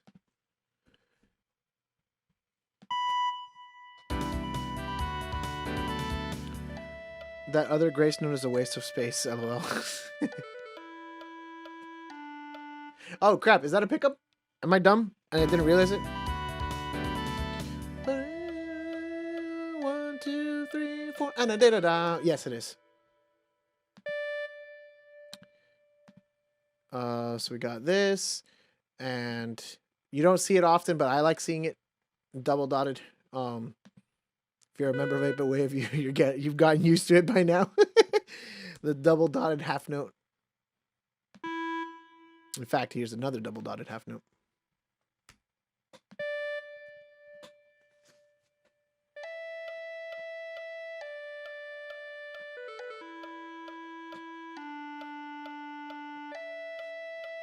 Yep, that's right. 1 and 2 and 3 and 4 and.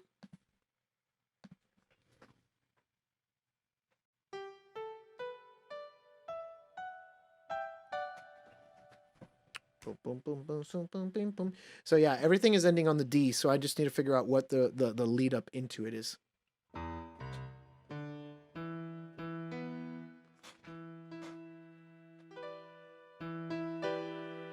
Maybe?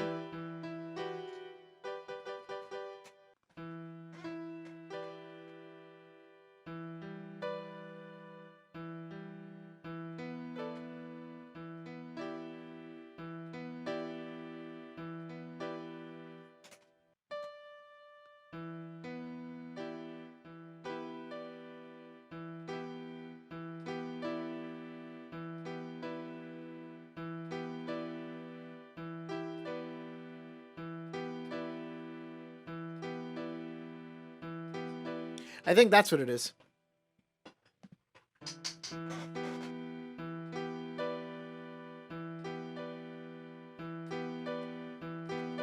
That sounds right to me.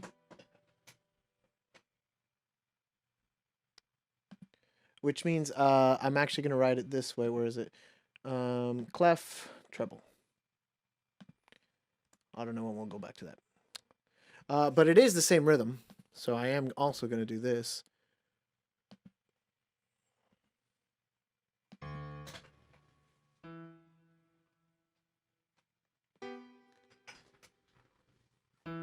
Oops.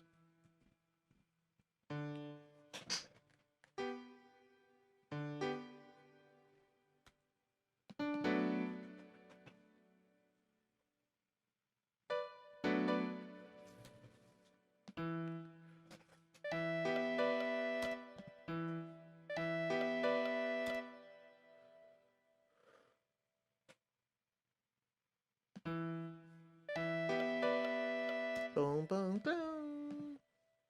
That top is actually going to probably pretty much stay the same.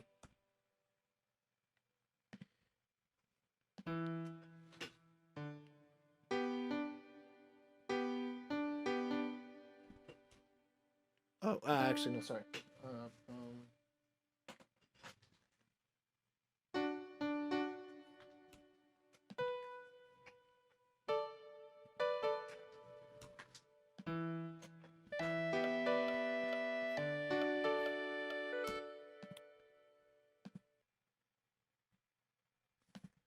And then pretty much should be about right. I don't know if the left hand's actually doing anything during that run. Let me see. Ooh! I just heard that. I didn't actually pay attention to what the guitarist is doing there. It sounds like he slapped it. Bam! That's actually really cool if he did do it. Or she. Yeah, I don't think they do anything down here. But why not? We'll do it anyways.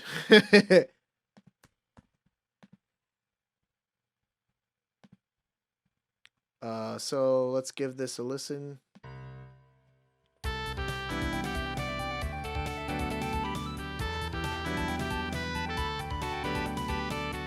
Damn it! There we go.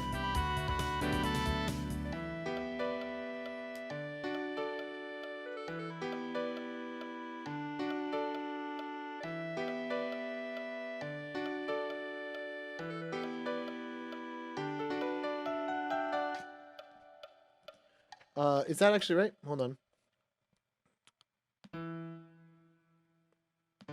Well, no, because this is the D, actually. One more second, actually. I want to triple check that this is correct. Man, okay, I think I'm gonna take my liberties here. So then let me actually redo this, because it just sounds kind of like...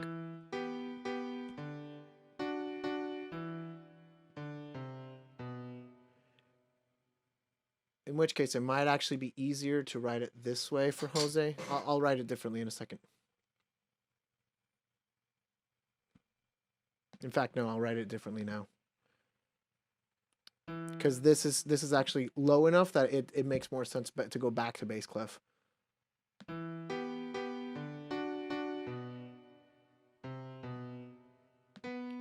So B.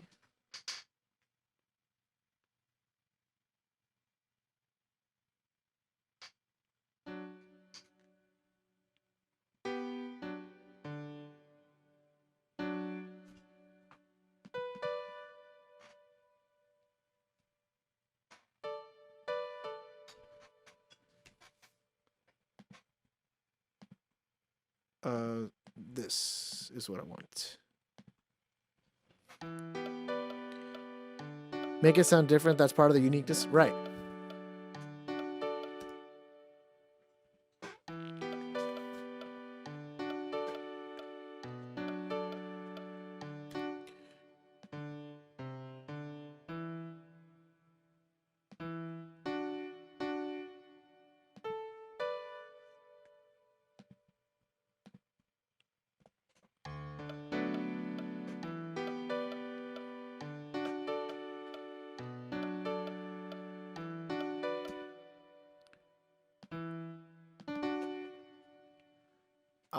Sorry, I'm thinking in my head exactly how I want to do this. I definitely think...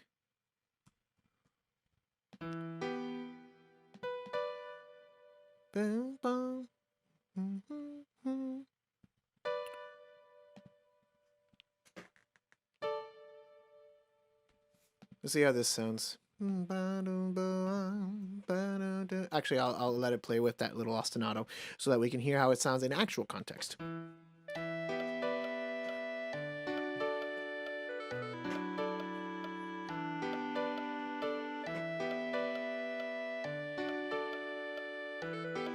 Now, will that make sense with the melody? Let me see. So we have one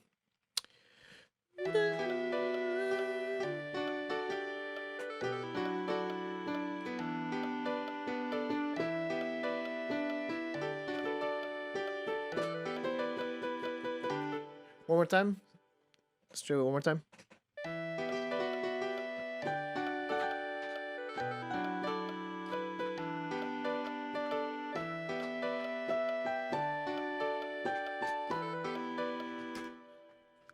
Yeah, but see, exactly. It's that move to that B, exactly.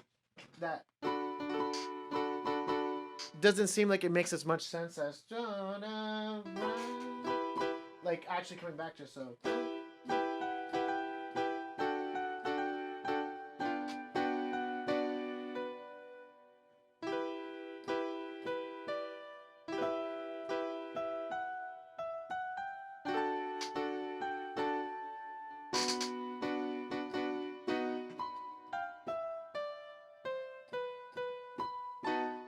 Yeah, so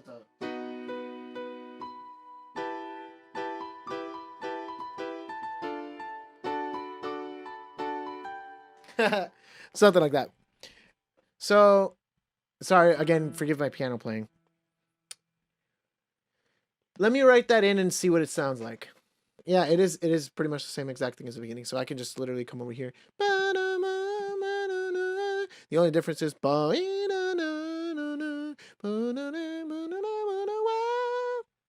yeah. This is pretty much exactly the same.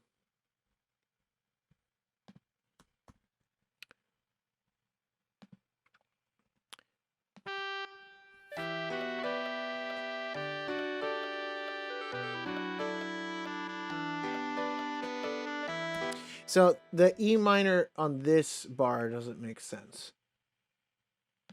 That's for sure.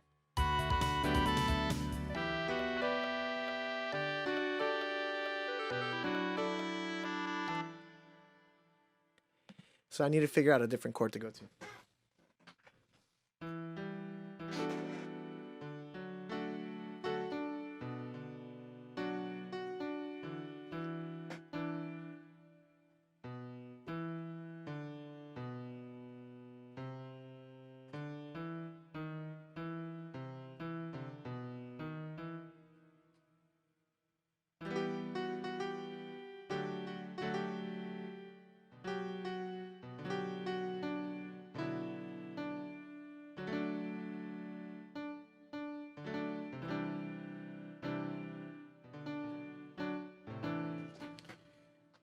Yeah, I'm not entirely sure where I want to go with it.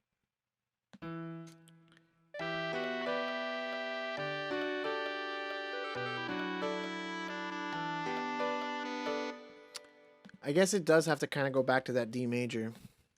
It just sounds a little weird, but it doesn't sound weird. It just sounds vanilla.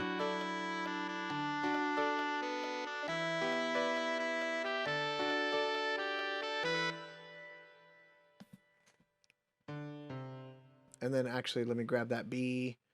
Where you is, there you is. Let's grab that B. Put it here. Oops.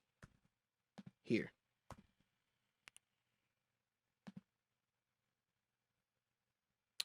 And then this should be the E minor. That's for sure.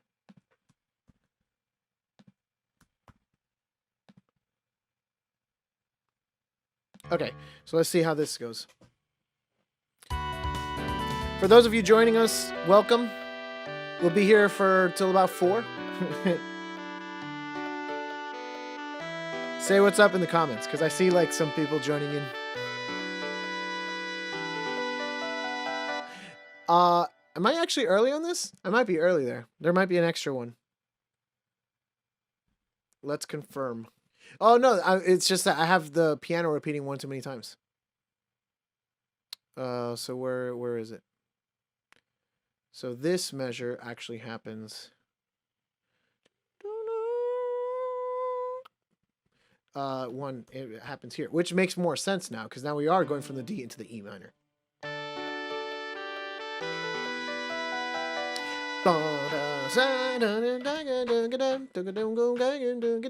That's where it falls. Okay, now that feels better. That's why it felt weird.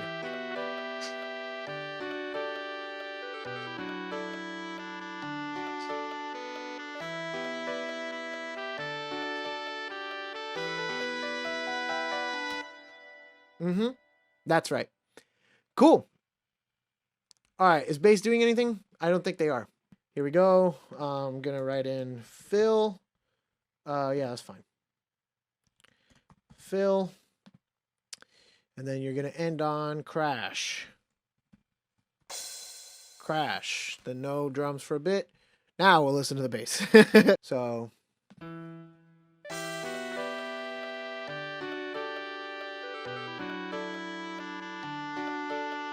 Right here. We're gonna do.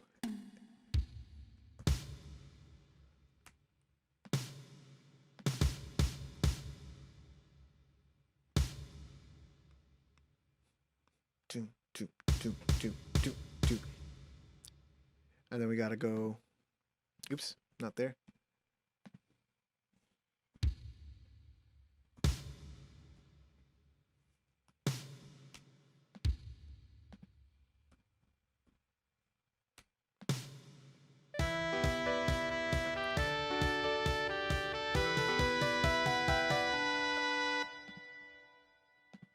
And then we got to get our harmonies going on. So what I'll do is come back over here. Actually, I also want the French horn harmony. And that happens 4 bar. Okay. I'm going too far. I'm so used to scrolling through JoJo's that's so long. There we go.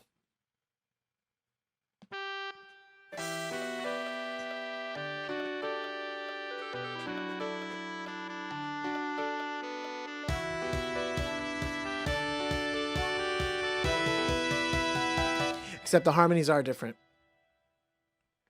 So let's actually take a quick listen.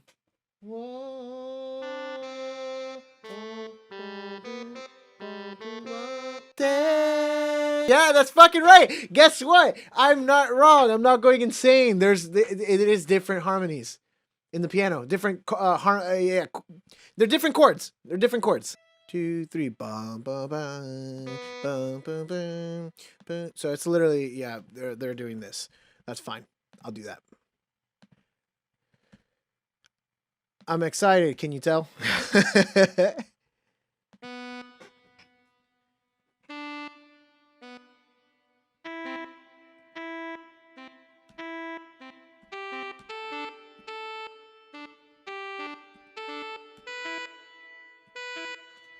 Actually, that harmony, because it's lower, might actually make way more sense in the French horn. So let's do that. Boom.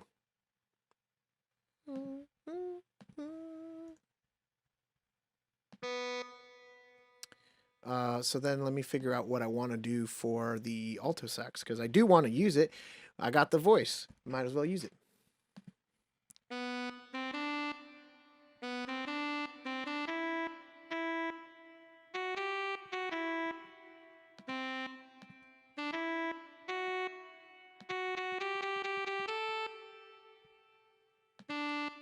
Let's hear this for a second.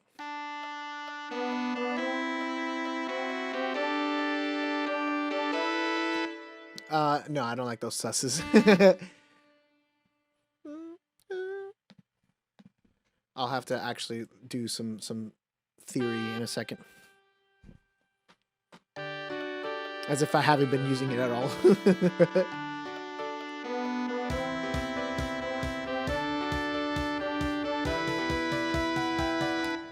Okay, cool. We write that in so it comes in all naturally. So what are we missing here? Before I do that, let me actually confirm what the harmony is. Because that C changes things. This C means that this can't be an E minor chord. That has to be a C major chord.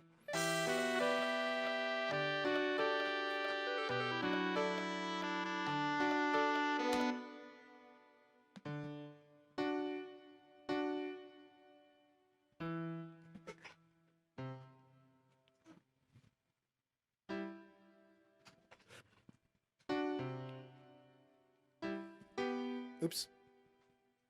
Work with me.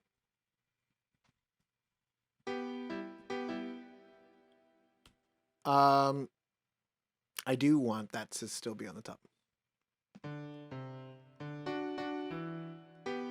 I think it actually just might be that C. That's the only thing that was different.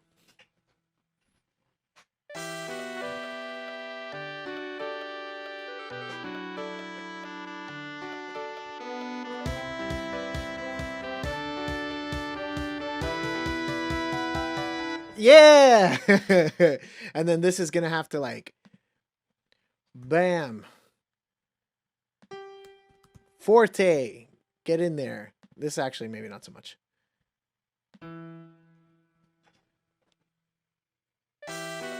This is exaggerated. Maybe this. I'm getting too excited. That's what's happening.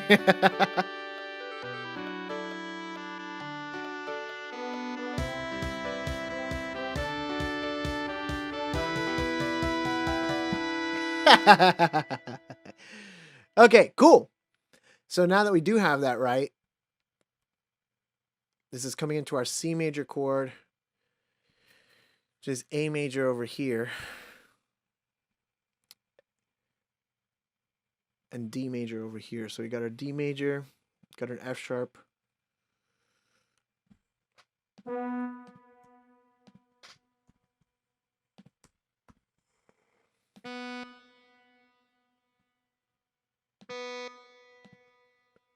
Let me actually copy and paste this for a second.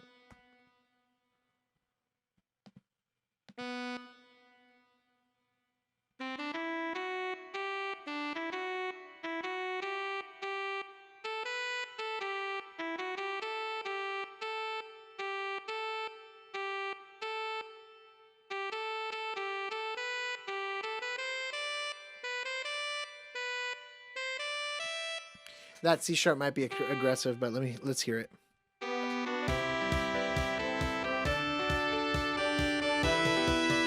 That's actually kind of cool. Hold on.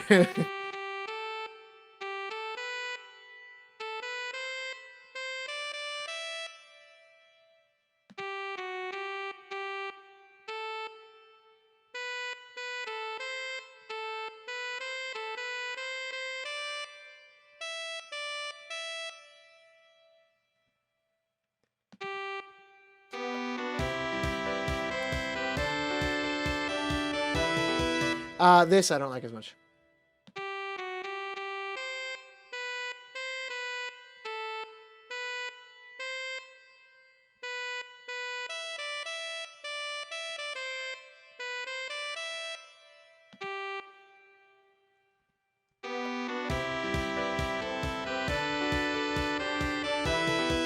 Okay, so I need this middle harmony to be different.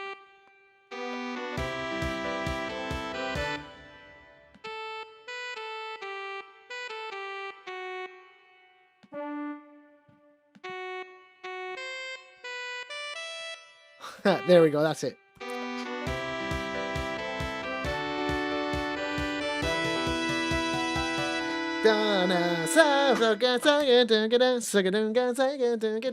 That's exactly what I want it to be. Easy. Done. Oh, I do actually need to do this very quickly. Boom. Now the clarinet is right, except for what the hell is that crap?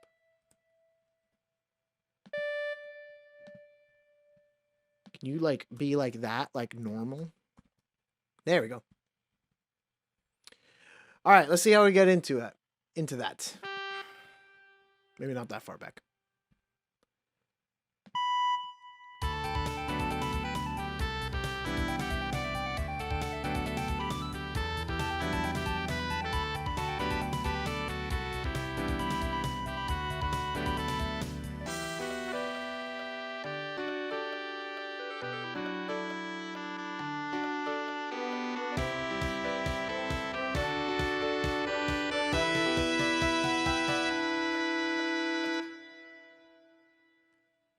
And then I'll just go ahead and do this because I know for a fact that I'll probably be the only one actually holding out. Cool, it's coming along.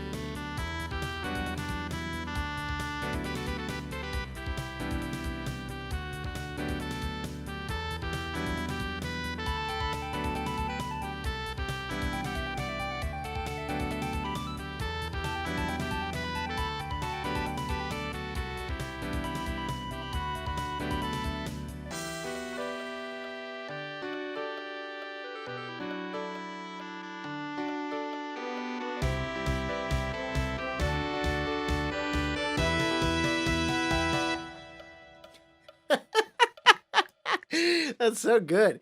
I'm gonna listen to that like maybe once more. I want to see if I really do just want Nicole to come in during the chorus and stuff. The French horn. I feel like it's just resting too much. It's like a voice that I'm just not taking advantage of.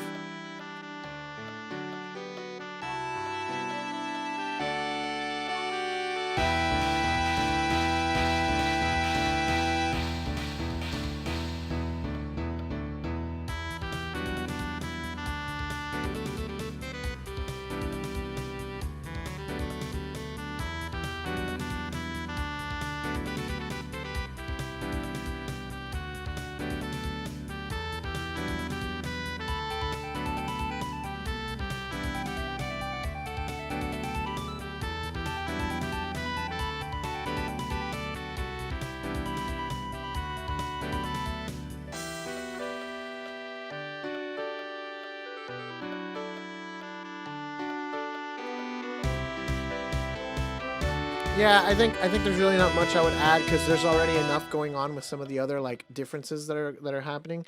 Um, when we have like in all of these like interspace stuff where it's like body da wait and all those like little interludes or intrusions or whatever.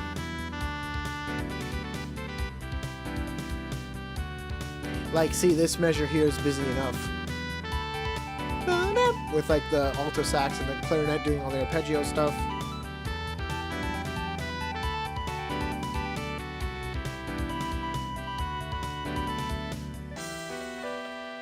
So yeah, sorry Nicole, your part's gonna be a little boring in the beginning.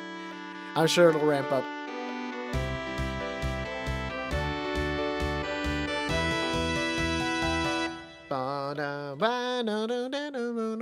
So let's write that in for the for the shits and giggles.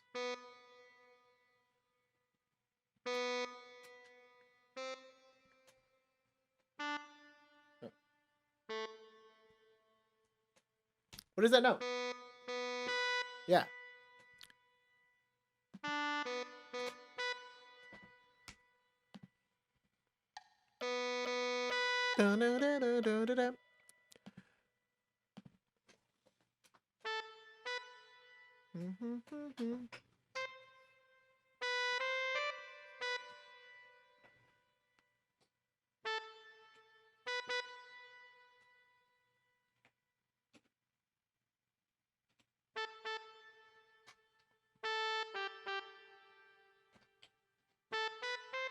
Ah.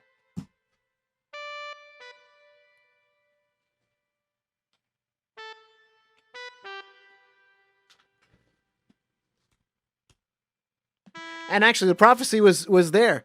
The prophecy, we had said that we would at least reach the chorus, and here we are. We're gonna keep going though.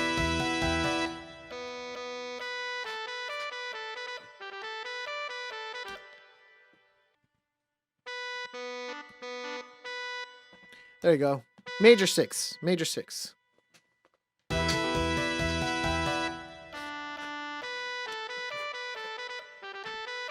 All right. Now we're in business. What are the drums doing? We have the same groove from the beginning, just with open hi-hat. So I'm just going to grab this. Bring it over here. And then we're just going to grab this. Bring it down. And change it to open hi-hat.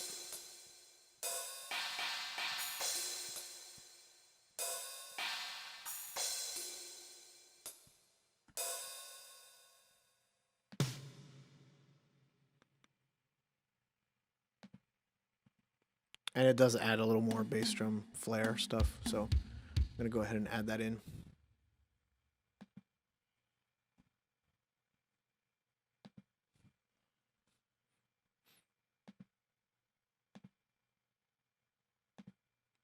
Let me do this for David.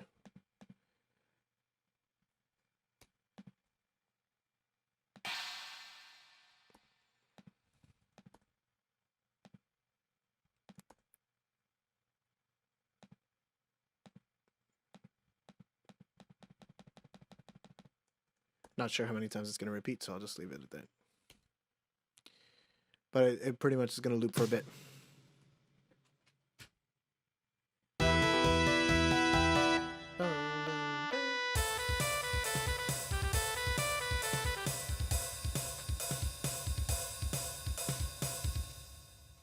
For the record, I know that I haven't actually written out the stuff that's going on in this measure.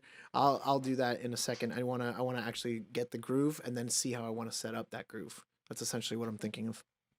So I'm gonna get the bass, the drums. So we have C D E B C D sharp E D E D E E D E D E. Simple enough.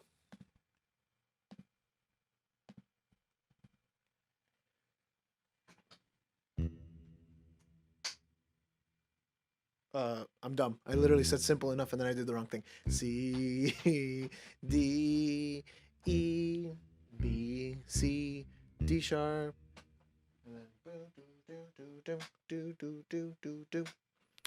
that's that same figure from the beginning, so I'll just grab it from there.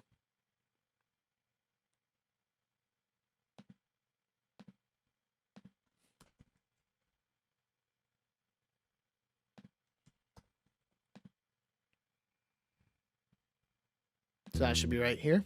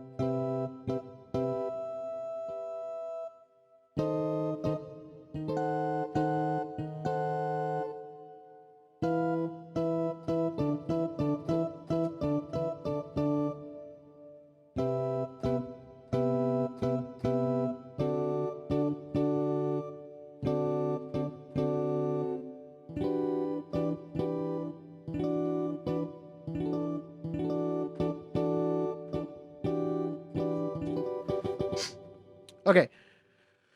I think I have an idea of what I want. Let's see how it works in practice.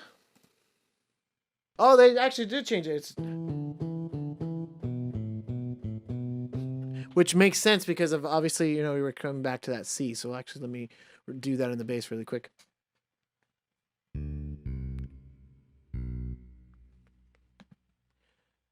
That's cool that they do that though. So let's see how it sounds in context, like I said.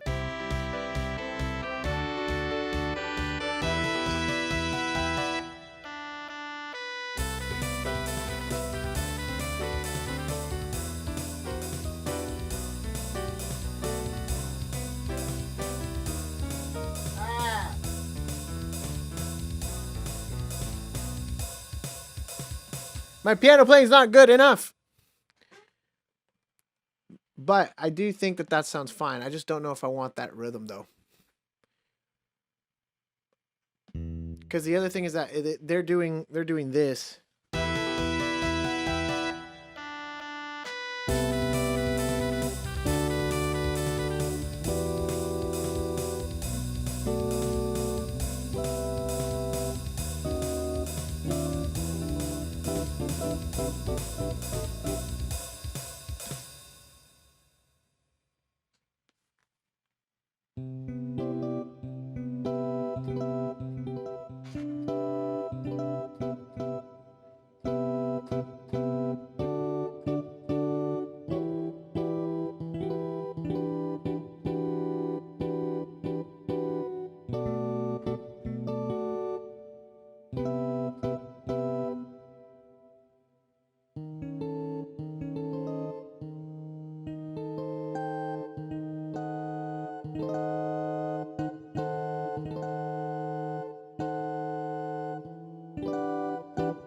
Yeah, so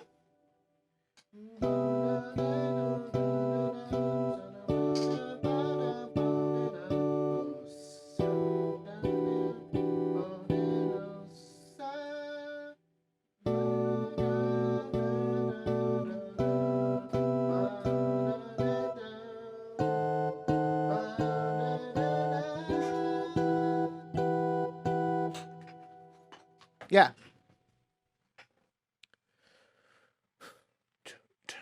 Got boom, boom, got boom, boom, got down, down, got gum.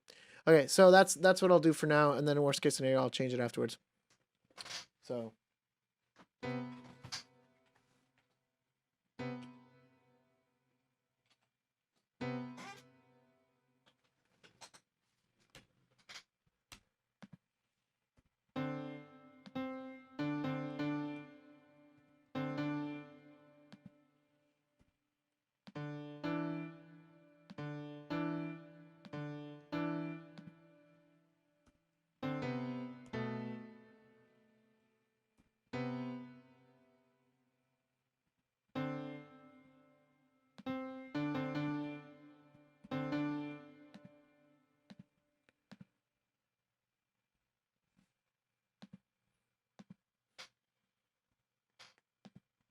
I'll just do one of these.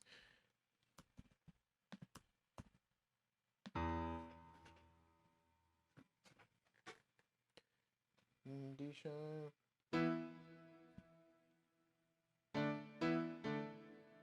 Oops. Damn it.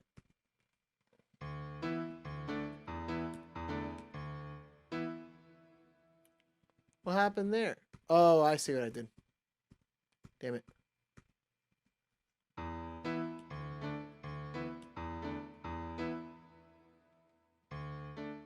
Oh, that's the ties. Damn it. I keep doing it wrong. Sorry, guys. That's what happens with my setup. Like I said, the room is not the biggest room, so that's the reason why I'm facing away from the screen. Otherwise, I would have my piano in a different spot, which makes way more sense. And then I need this. I just need to go. Okay, let's see how that works in practice.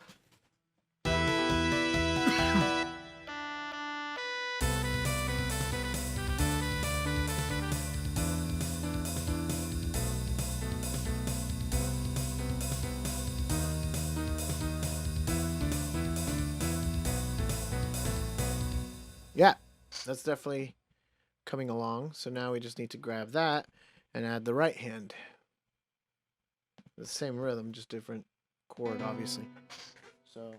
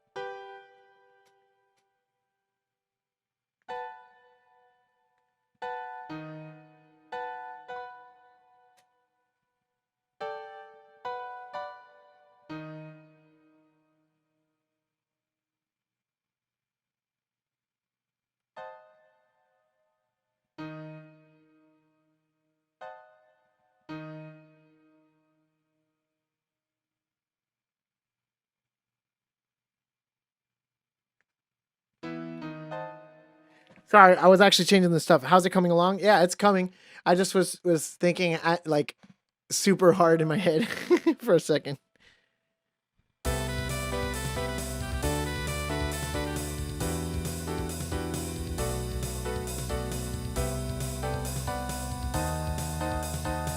Ooh, I kind of like this.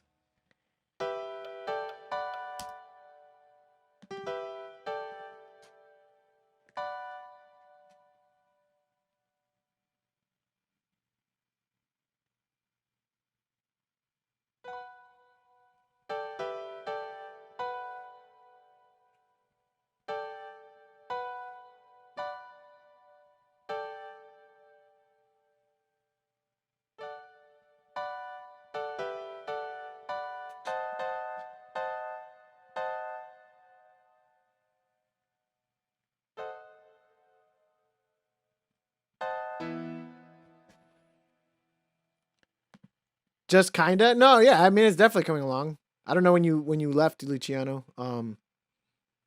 But it's all coming together.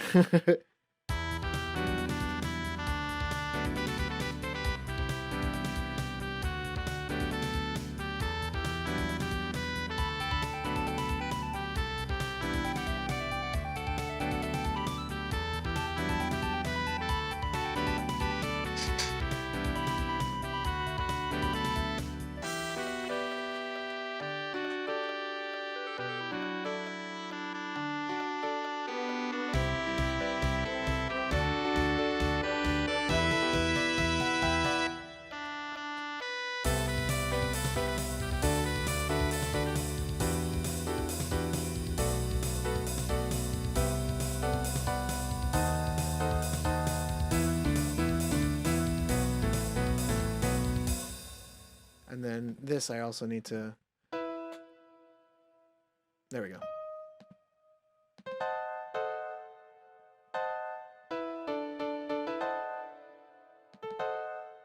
Actually, I might do this.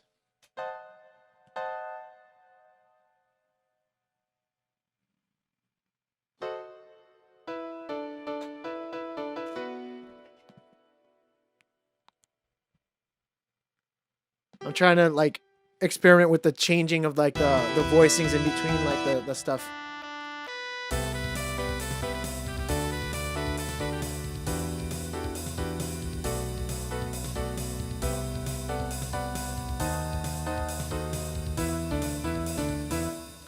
I don't know how much I like this like.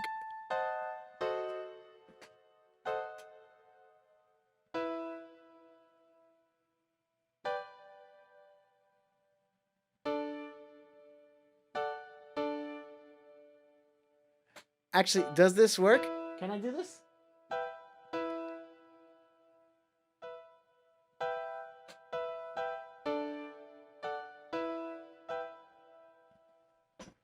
Let's see how that sounds. If instead like doing the actual chord instead of doing just the power chord without like the third in there.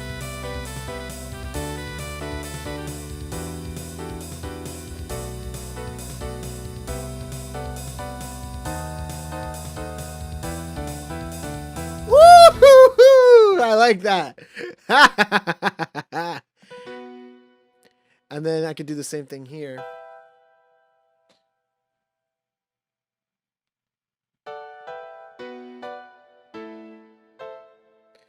I don't know if it'll work as well though, actually.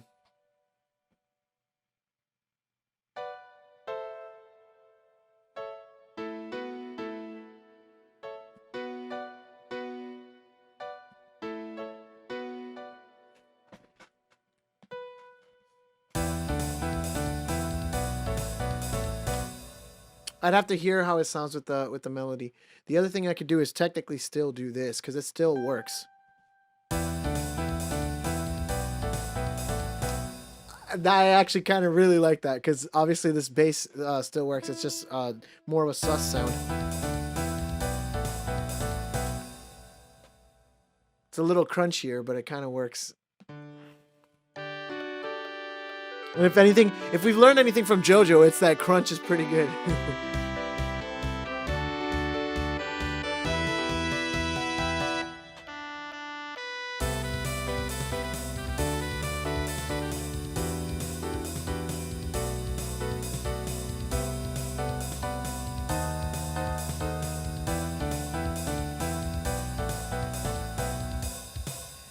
I kind of like that. I think that's staying in so far.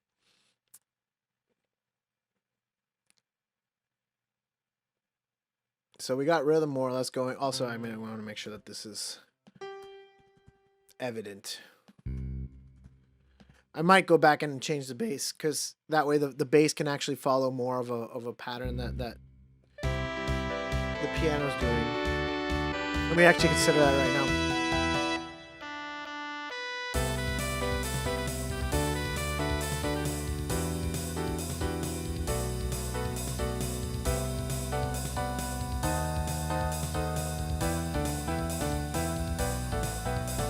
So like maybe like something like let's try it from here.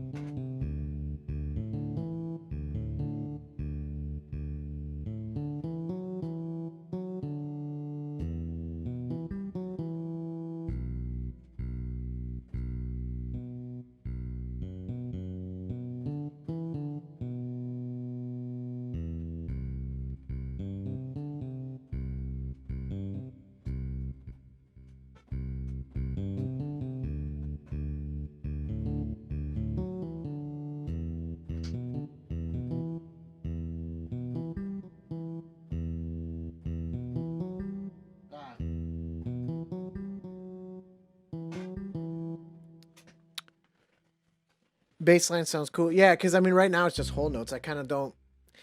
I get the groove that they're going for, but I feel like it actually makes more sense to have like a bass line. Boom, boom, boom, boom, boom, boom, boom.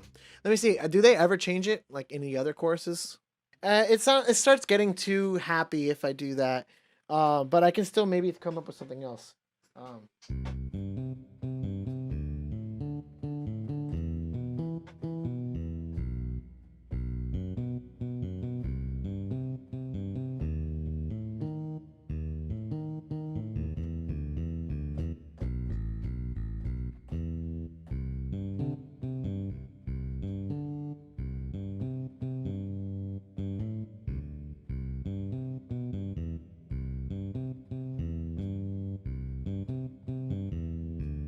Oh, I could do the third on the way back down. That actually makes more sense.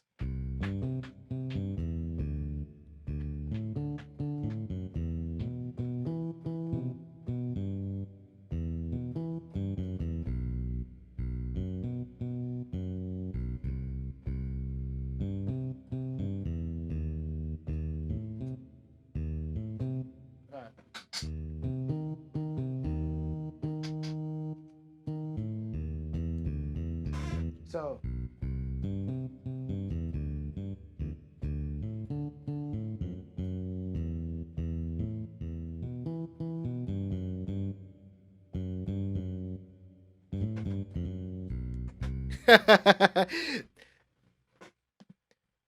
let's try it. Let's see what it sounds like. Boom, doo, dap, doo, doo, boom, doo, dap.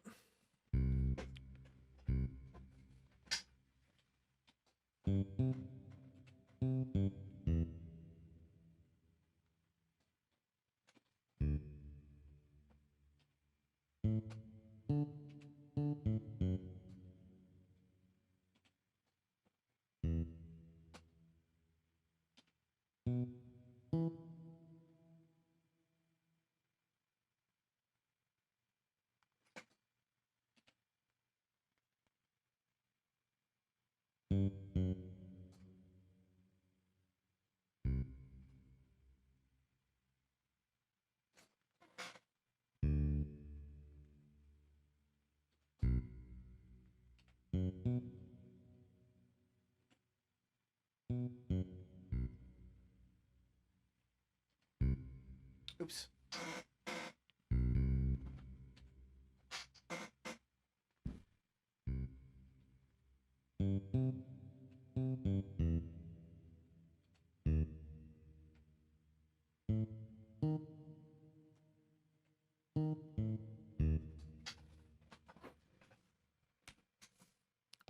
All right, let's listen to it.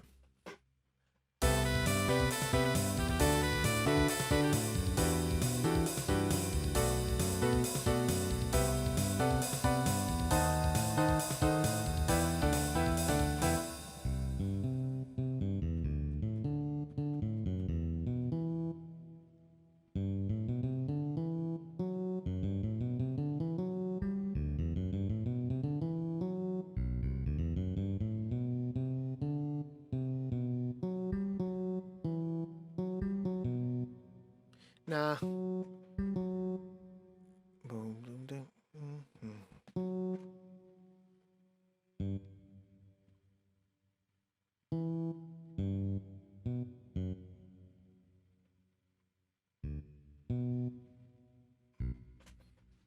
There. Okay. Let's see it in context. I don't know if I'll backpedal on this or not.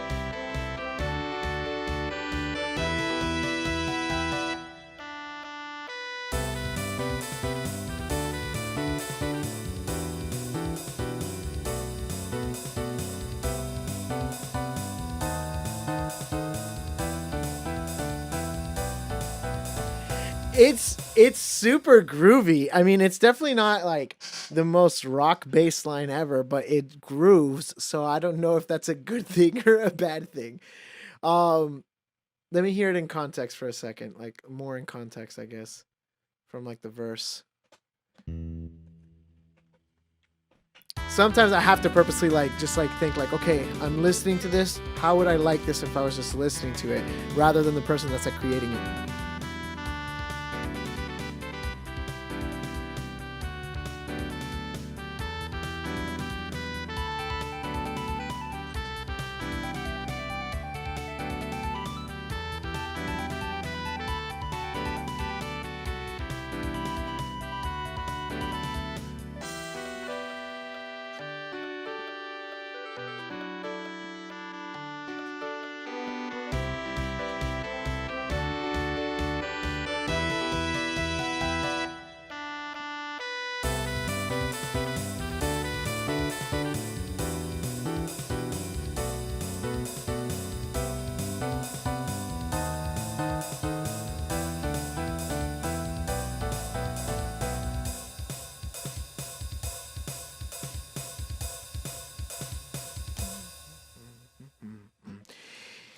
Man, I dig it. I actually think it needs to be more complicated.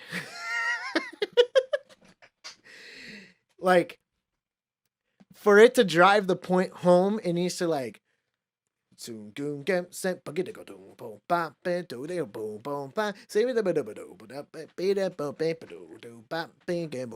but maybe I can complicate it more as it goes along, you know, like the second verse or second chorus, excuse me, we can like complicate it.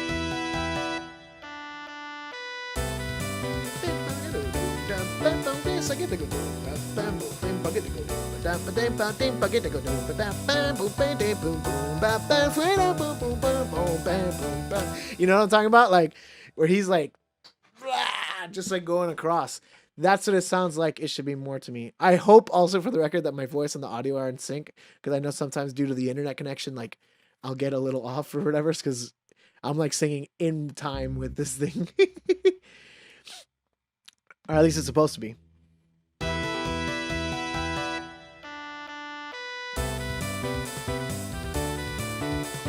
Okay, cool. Thanks for confirming, Luciano.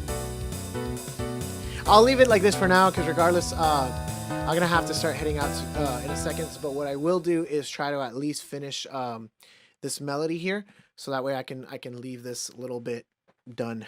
Starting from scratch, that's not bad at all. Yeah, I know. That's what I'm saying. It's like, you know, we're definitely chugging along. It's just there are some more complicated things than I thought there would be. So it is that. So 2, 3, 4. Bow down. So that is here. Bow down.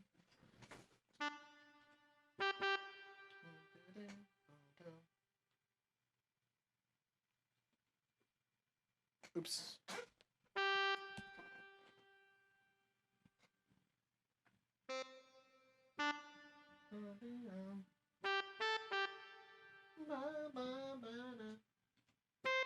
Oops.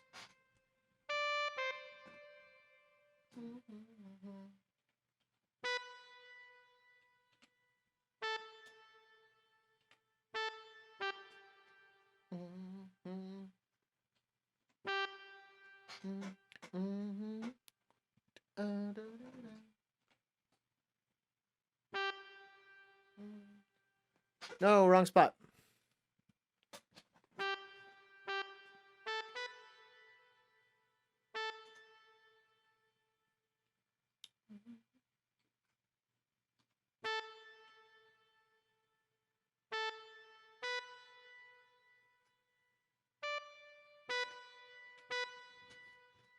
Oops.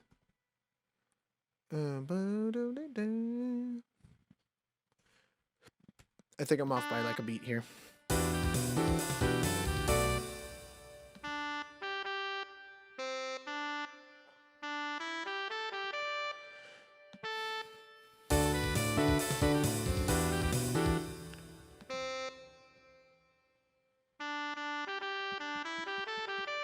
I don't like that D natural, that C concert doesn't sound very good.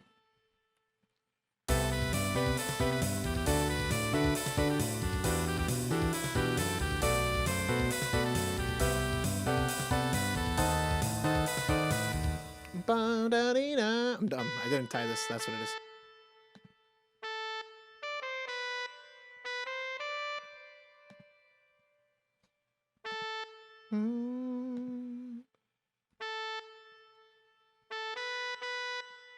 There it is.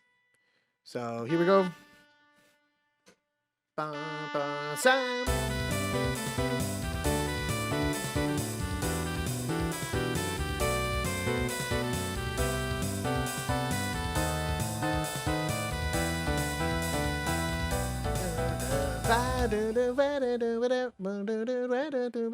And so this actually is bam. That's what I said. Eventually, this actually gets pretty simple.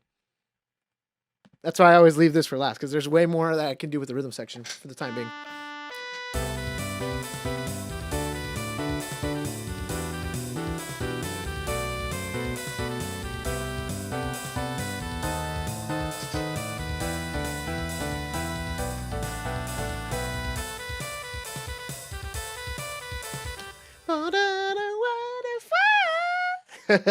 That's definitely going into the altissimo for me.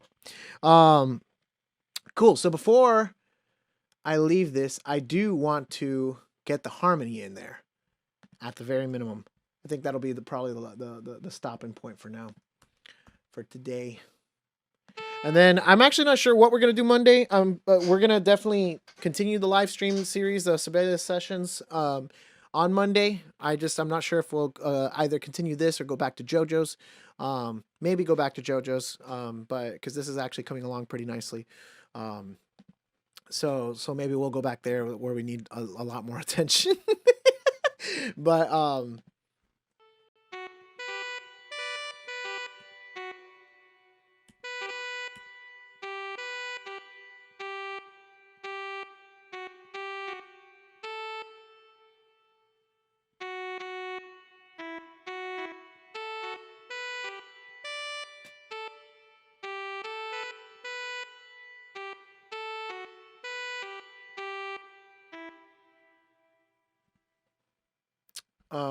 do you keep doing the harmony? Suyoku! That's where it comes back in. Right there.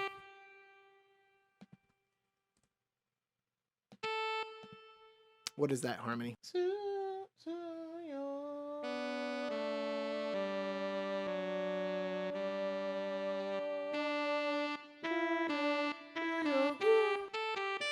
No, that's the harmony. That's the melody. Damn it! Oh crap! Are we okay? I think like there was like lightning outside, and I think it might have like thrown things out a while. Like YouTube is like, warning! Your stream is in danger, but it looks like it's okay. It looks like it's running. So, let's keep on going. We're almost there. I don't want to lose you guys.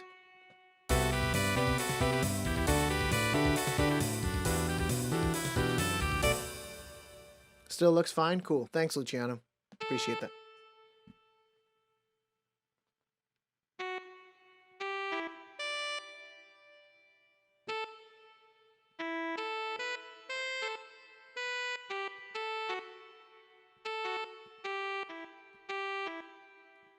Is that right?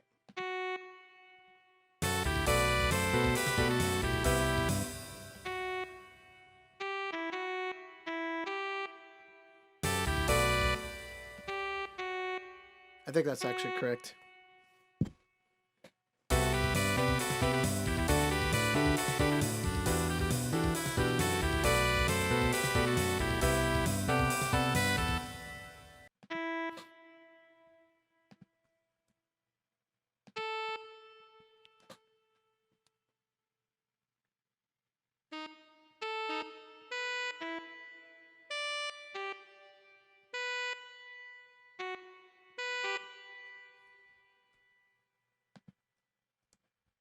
Oh no, that's not what I wanted. I got rid of the bar lines. Let's see how that sounds.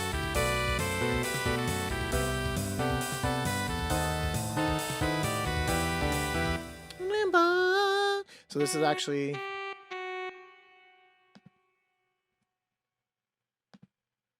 and then our favorite double dotted eighth note.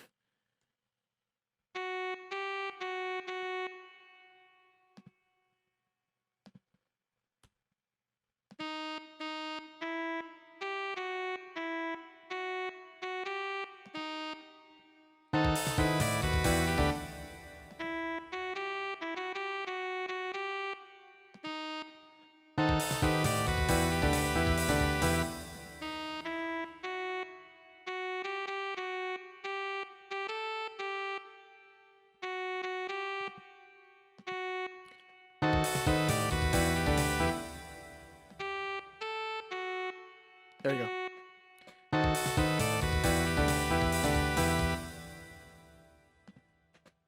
So in context, and then we'll pretty much listen to it one more time.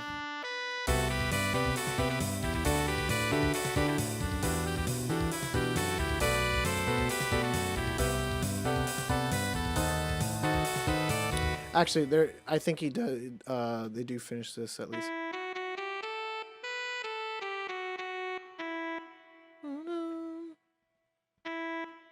Yeah, that makes more sense. Okay, let's listen to it one more time. Let's see what we got. How are we at? 3 hours and a half, a little over 3 hours and a half. What 3 hours and a half of work can produce. And just a little bit of fun. Only a little bit. What? Print? No, I don't want to print it. It's not even ready. What are you doing?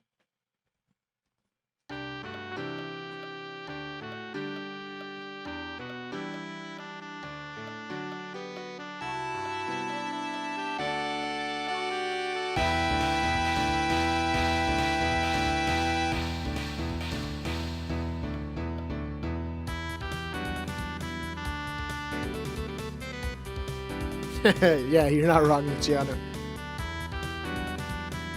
But all these great people make it worth it, so it's definitely fun. I don't complain.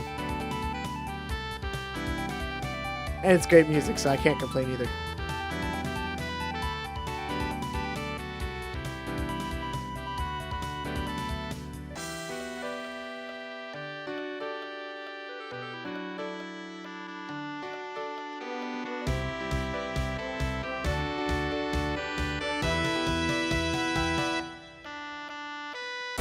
Hey!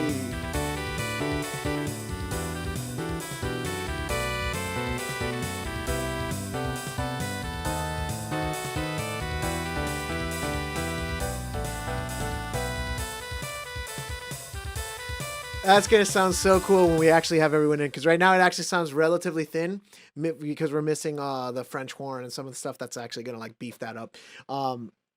Not just that, but I'm also considering actually changing this bass line entirely again. Maybe we'll do this the second time, but actually keep it like it is or whatever, because it'll just like kind of beef out that low end that we want. Kind of coming into this so that it has that grandeur, just like that weight. So anyways, that's gonna be it for me for today. As I mentioned before, Monday we'll probably continue this whole Sibelius sessions live stream format thing. Again, not sure if we're gonna do JoJo's or Demon Slayer, but these two are going to be the kind of the ongoing series. There is another one in the works, and there's going to be more in the future. But for right now, we're going to continue. Yeah, basically, that's all, folks. We're gonna continue with this, and we hope you guys continue to join in. It's been a lot of fun. It definitely helps the channel grow. Again, subscribe. Do that whole thing, like, notifications, let us know in the comments if you guys like what's going on, other series that you might want to see in this format. There are some stuff that we definitely keep. Oh, hey, Frogbox, I'm glad you're still around. There's some that we definitely keep on the down low. Like I said, there was one in the beginning. If you guys want to find it and like zoom in and find out what it is, there are some that we do like off screen. So we are going to keep some surprises to ourselves, but definitely there might be some stuff that we want to do on stream also. And you can look forward to more content. Again, we're thinking of some Let's Plays that we have planned, some blind reactions to some anime stuff, along with the regular content. Our next video should be coming out next week. We're getting all the finishing edits and stuff in this week, so over the weekend, so we should have that next week. So look forward to that. And with that said, again, it's been a pleasure. All of you guys are amazing. We want to keep seeing you guys, and hopefully more of you guys showing up. And this has just been an awesome week, being able to do this, and I can't express enough. It's not because I'm not saying this because of the YouTube stuff. I'm just genuinely saying that, like, as a person, it's just joyous to be able to have people along for the ride and enjoy the products that come out, and even seeing the stuff that goes in behind the scenes. So it really means a lot. And thank you guys for being a part of it. So take care. We'll see you next week.